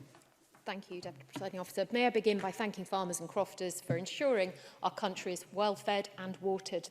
They played a significant part in keeping the UK's food supply, and this should herald a new dawn where producers are appreciated and valued and receive their fair share in the supply chain. At this point, I'd also like to thank Scottish Land and Estates, Link, WWF, NFUS and others for their input at all stages of the bill, as well as the committee clerks and the legislative team for their hard work. This bill is important and we will support its final passage today. It provides a vital continuation of farm payments for Scottish farmers. We cannot underestimate the importance of agriculture. A staggering 70% of land in Scotland is used for agriculture, and that is why we must respect farmers and crofters across Scotland who want clear direction. We have the chance to ditch an outdated CAP system which served every country from the Arctic to the Mediterranean with impractical demands such as the three-crop rule and unnecessary red tape. Yet, this requires a government that is willing to embrace positive change, one willing to invest in increasing efficiency, driving up productivity and helping farmers promote environmentalism. I'm sorry, Ms Hampton. I have to say, in a very quiet chamber, we can hear everything that's been said at the back, and it's very, very rude, very impolite when the member's making a speech. Ms Hamilton. Shaping new policy informed by pilot schemes and trials will be key to determine the future direction of a system based on a principle of public goods for public money. During the entire passage of this bill, there has been a lack of policy direction from the SNP government. We have yet to see the Farming and Food Production Future Policy Group report intended to be launched this June at the Royal Highland Show. Those with an interest in the future of farming are quite rightly concerned at the lack of detail. Cabinet Secretary, do not leave Scotland behind. Moving to the amendments, one of the saddest part of the bill at stage 3 today is that Mike Rumbles and the Lib Dems were courted by the SNP, a backroom deal for a sunset clause that jeopardised all the other amendments, all for a cheap bottle of Chianti. Sadly, presiding officer, despite Scottish Conservatives lodging an amendment at stage 2 in the purpose clause, it was not passed. Today, we have missed an opportunity to strengthen the law and to support farmers and to take greater action on food security, nature and the climate. There have been minor flaws with this bill, and I believe they still haven't been addressed. I fear this bill lacks the consultation powers. It goes without saying that organisations such as the NFUS and others agree with my party and have been extremely vocal that agricultural stakeholders should have a say in reform. I'm grateful that the SNP agreed to lay a report before Parliament on progress on the Scottish agricultural policy. But also concerning is that this government could make drastic shifts in funding between the two pillars. The Cabinet Secretary has not provided enough of a guarantee that funds will stay in the agricultural portfolio. Ministers change and promises are not kept. Going forward, we need clarity from this government, and I will finish there by saying where I started. Farming has a vital role to play in climate change, driving productivity, making farming more efficient. Thank you. Thank you very much, Ms Hamilton. I call on Claudia Beamish to close for Labour. And Ms Beamish, please. Thank you, Presiding Officer. The Cabinet Secretary's approach seems to be no answers and no ambition. And that complacency certainly does not reflect this decade's countdown to 2030, by which we must have reduced our emissions by 75%, along with many other serious shifts which are needed in the agriculture and land use sector. This is the decade for heavy lifting, and the government needs to show us that the time between now and 2024, when the new support system is being promised, is being well spent. There must be more detail given on the pilot schemes. What are the pilots' overarching aims? And will there be scope, and how will they prepare farmers for the upcoming changes? When will these details be shared? We ask so many questions, but there are so few answers, let alone about a vision for the long-term CAP replacement scheme. Labour shares the consensus that the system should work for the environment, the climate, and to bolster the productivity of the sector. Farmers, land managers, and importantly agricultural workers are at the forefront of the challenge of climate change, tasked with mitigating the sector's heavy emissions while adapting practices and businesses to a new future. I see this as a positive shift, but it will absolutely take government intervention, support and direction. And we wait and we wait. This bill is, in the view of Scottish Labour, a missed opportunity. I commend my colleague Colin Smith, MSP, however, for his amendments throughout this bill proceedings. I share his frustration at the Scottish Government's lack of engagement on many of these issues once the Lib Dems came on side. The Labour amendments found support from other parties across the chamber and from many stakeholders as well. This is because the simultaneous transitions for the sector of Brexit and moving to net zero are very significant and require conscientious yet transformative strategies. Colin Smith's Amendment 21 would have created a pathway of markers on equity and environmentalism for any future scheme. Whilst leaving the EU is very worrisome, the opportunity to create purposes fit for climate and environmental emergencies and for Scottish farmers should have been seized. Colin Smith's list of objectives certainly describe an agriculture I and many in this chamber and beyond really need to see. And I think many Scottish citizens would agree. It describes a resilient, inclusive, productive, fair, safe and local farming sector that stewards our environment and respects biodiversity and animal welfare. Much of what the Cabinet Secretary has concerns about in these clauses, in these amendments, are a puzzle to me, because surely they should underpin any future groups, any future developments in the agriculture and land use sectors. Similarly, Amendment 24, laying the groundwork for a national food plan, would have been invaluable, and the stakeholder backing from Scottish Environment Link, Scottish Land and Estates, and the Scottish Food Coalition, importantly, indicates this. It can be said that food is a mixture of need, emotion, science. It is something the government must support and get right. And again, this has gone on for far too long. We respect the fact that there's been COVID, of course, but to delay the Good Food Nation bill seems implausible to me. It is something government should have supported, and we need to get this right, as it had such an impact on the day-to-day lives of people in this country. Given the loss of the Good Food Nation bill, this amendment would have gone some way to addressing these issues, as will my colleague Elaine Smith's members' bill enshrining the right to food for us all. To sum up, along with my Scottish Labour colleagues, I will support this bill due to its necessity and our sad disentanglement from the EU. I urge the Scottish Government to listen today to the calls for ambition and vision, and to give Scottish crofters and farmers on whom we depend the certainty and the security and the future opportunity that they need. It won't be coming from this bill.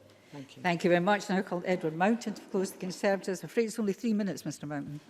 I know, and you know, Presiding Officer, the good thing is I'm going to do it in less time than that. So first of all, I'd like to remind Parliament of my declaration of interest, and I'd like to thank Willie Rennie for being so polite as he has been to the committee for the hard work that was put in, especially the people behind the committee, all the clerks that support them and enable the work to go ahead. I think farmers in Scotland just need direction. You give them the direction, and I've always found farmers then find the solution. All they want to do is produce quality food and produce. They want the highest possible standards, and I agree with what Mr Finney said. I have yet to meet a farmer that wants to reduce animal welfare. They all want to keep it up. They never need a prompt to go to work, and I think most of them were somewhat surprised on the 21st of May this year when the First Minister told them they could go back to work by the very fact that they've been working non-stop 24 hours a day to get the crop sown and keep Scotland being fed. So we now have a bill that's on the table, which in my mind could have been better. It could have been a lot better. It could have held the government to more scrutiny. And it could have stopped a siphon from rural funds moving out of the rural area into other areas. But I am pleased that the government has supported Clause 19. I think that's good news that there will be a policy on the table by the 31st of December 2024. We need to move forward, and I give this Parliament an assurance that I will make sure that policy is on the table and Scotland's farmers are supported as they need to be. Thank you.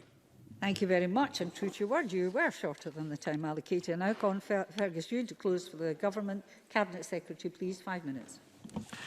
Thank you, Presiding Officer. And I'd like to start by thanking all the stakeholders and individuals who contributed in any way towards this bill, and whether they agreed with myself or other members or not, thank you for participating in that process. And I hope that all can see that we have listened and considered carefully all suggestions for changes and improvements to the bill measures. And I think it's fair for me to point out that we have responded, Presiding Officer, to Parliament and to views expressed to the Rec Committee in particular. We've responded by agreeing a sunset clause after discussion with Mr Rumbles, and after taking into account all the views expressed by the committee. We've changed our tack and listened and acted and changed on the SI process.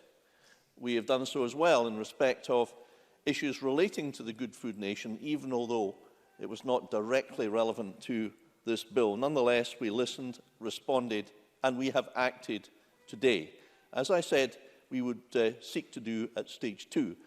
And lastly, we did respond to the Conservative amendment requiring us to report by 2024. Presiding Officer, we'll be reporting long before then.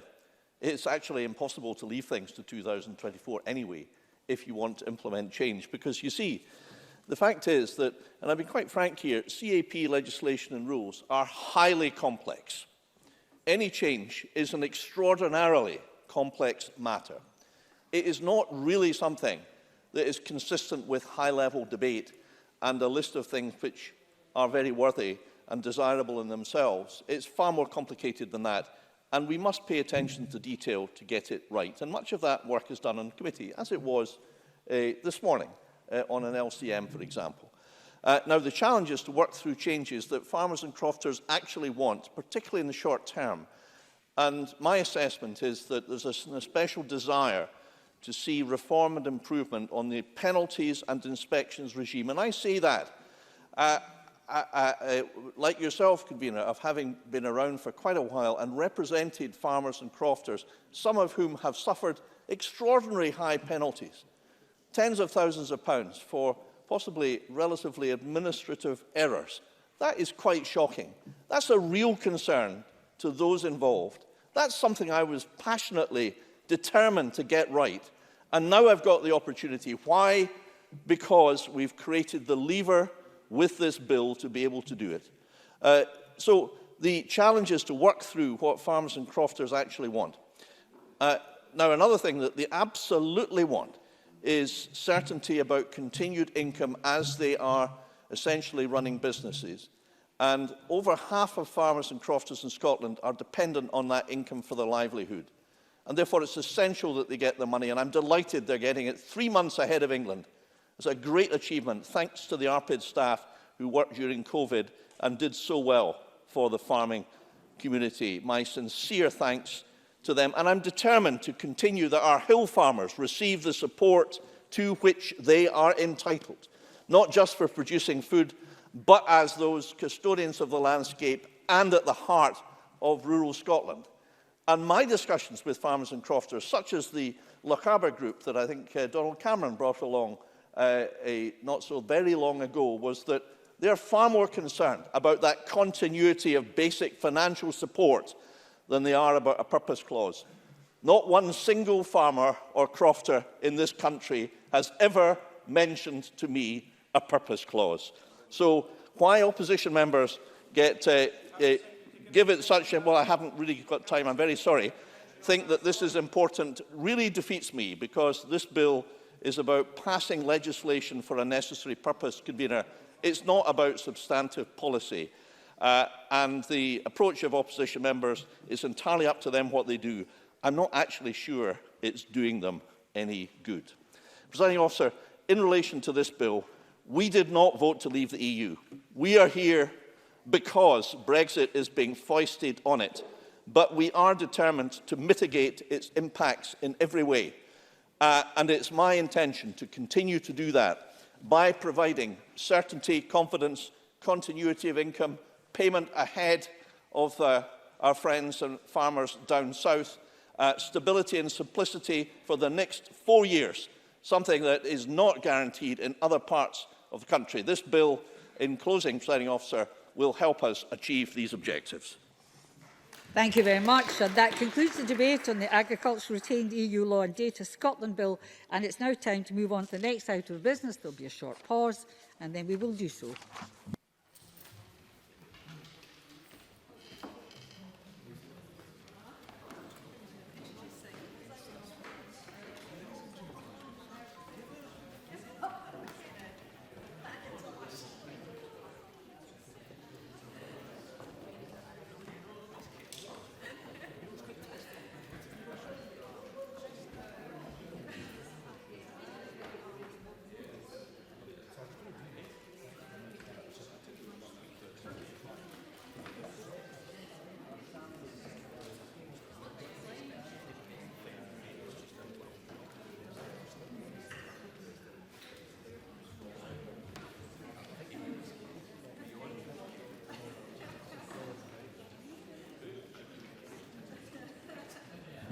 Thank you, colleagues. The next item of business is consideration of business motion 22551 in the name of Graham Day on behalf of the Parliamentary Bureau setting out a business programme.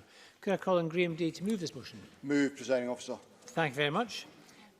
No member has indicated they wish to speak on the motion. Therefore, the question is that motion 22551 be agreed. Are we all agreed? Yes. We are agreed. And the next item is consideration of a Parliamentary Bureau motion. Again, could I ask Graham Day to move motion 22531 on approval of an SSI? This is on the Land and Buildings Transaction Tax. Move, presiding officer. Thank you very much. Now, Patrick Harvey wishes to speak on this issue. Patrick Harvey. Thank you, Presiding Officer, for the opportunity to speak for a few moments on this proposal for a cut to land and building transaction tax. And I start from a position of accepting that LBTT's introduction was a modest improvement on the stamp duty land tax that went before it, but it remains a flawed system which is inefficient, creates unwelcome consequences, is not progressive and should be replaced with a more modern system of property taxation, as the Murley's report recommended nearly a decade ago. Even if this tax cut being proposed today was seen in isolation, I would question whether a tax cut directed at those with the wealth to buy a £250,000 home is really a priority at the current time. There are surely people more in need of help to whom the resources paying for this tax cut could be directed. And in fact, I asked the Minister in committee what other tax policies were considered as an alternative, which could have benefited those in greater need. He told me that this is a question we all need to ask ourselves, but he offered no answer. So I can only assume that he didn't consider any alternatives at all.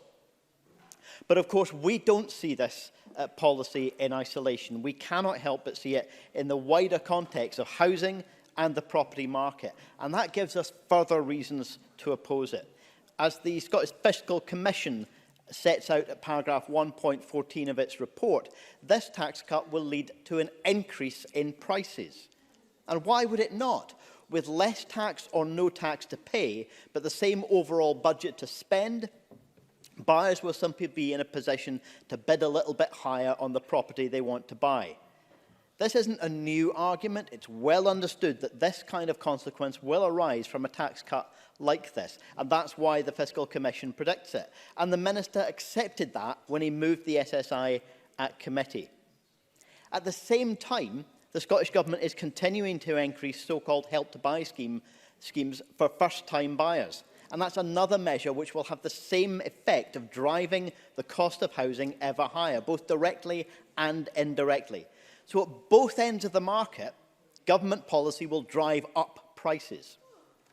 We should be doing exactly the opposite, seeking to reduce the underlying cost of housing rather than pouring more money into the system, which will inflate prices further. And why is this being done? It appears to be an almost unthinking response to a UK policy change. Presiding Officer, we should not be following in lockstep with the tax policies of a right-wing UK government. We should not be directing tax cuts at those who need them the least. We should certainly not be doing so in a way that makes the problem of high housing costs even more severe. What we should be doing is following through on the long overdue reform of local taxation and replacing an outdated and perverse system of property tax with a modern alternative. That's why the Greens will oppose this measure tonight. Thank you, Mr Harvey. And I call on the Finance Minister, Kate Forbes. Thank you, Presiding Officer. This provisional affirmative order provides for the temporary changes to the LBTT bans and rates. I announced that in this chamber on the 9th of July when responding to the Chancellor's economic update. And that means that for transactions with an effective date of between 15th July 2020 and 31st of March 2021, the starting rate for residential LBTT is increased from £145,000 to £250,000. Members will be aware that this is the first time that a change to rates and bans has been made outside the Scottish budget process. And our view was, however, that it was necessary to act and to act quickly, given the immediately destabilising impact of the UK Chancellor's 8th July SDLT announcement on Scotland's housing market. An announcement, I add, of which we were given no advance notice aside from the media speculation. No change to LBTT has been delivered as quickly as this in order to deal with the negative impacts.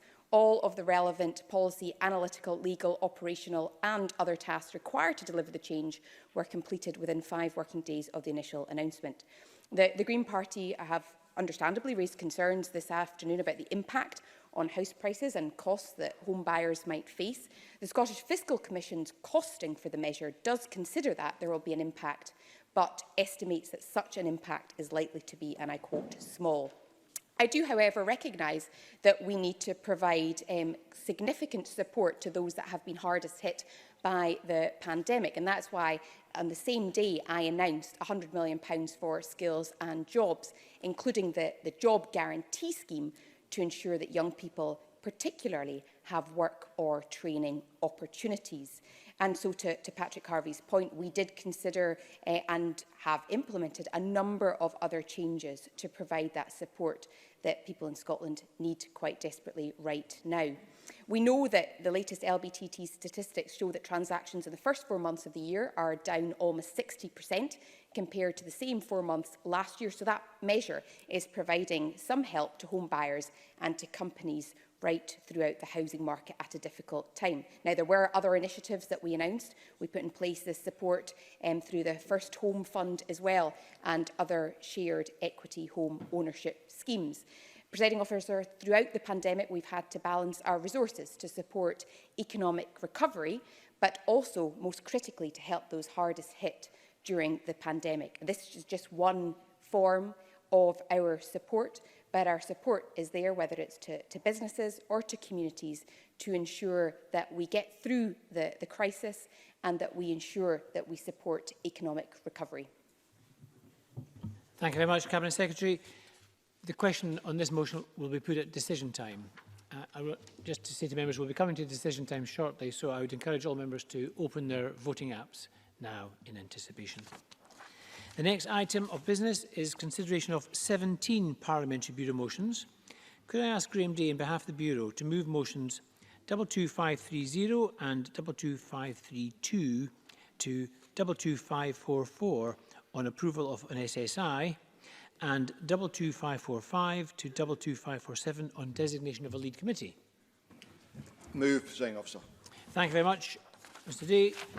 We turn now to decision time.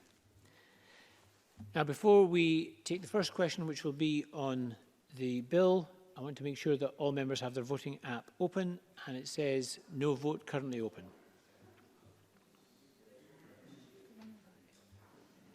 Good. If any member doesn't, any member online similarly signal, and any member in the chamber put their hand up.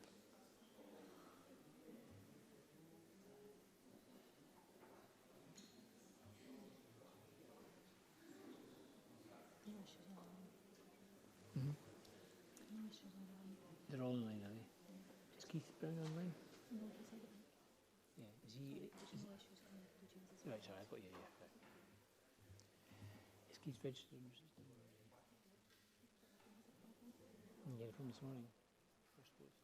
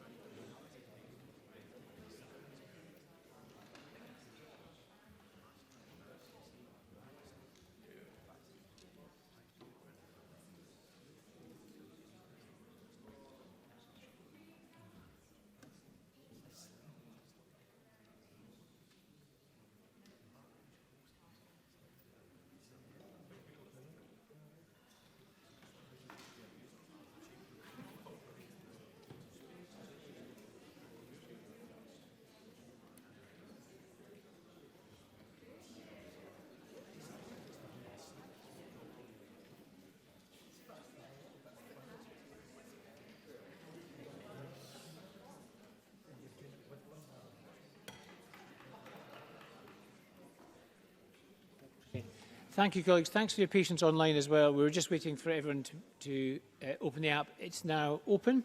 So, members, the first question this afternoon, or this evening in fact, is that motion 22514, in the name of Fergus Ewing, on the Agriculture, Retained EU Law and Data Scotland Bill be agreed, and members may cast their votes now. This will be a 1-minute division.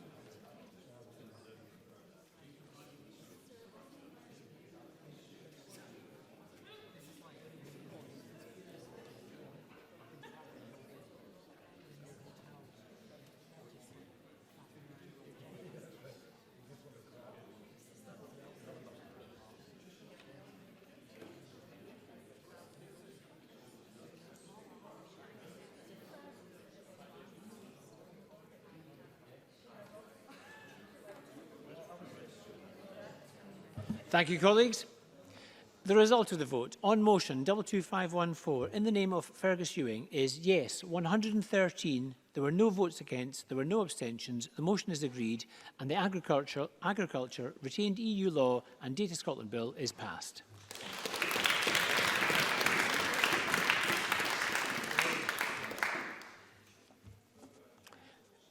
Now, the next question is that motion 22531 in the name of Graham Day on approval of an SSI be agreed. Are we all agreed? Yes. We're not agreed. Again, we'll move to a vote, and this will be a 1-minute vote on motion 22531. Members may cast their votes now. This is on the Land and Buildings Transaction Tax Regulations Amendment.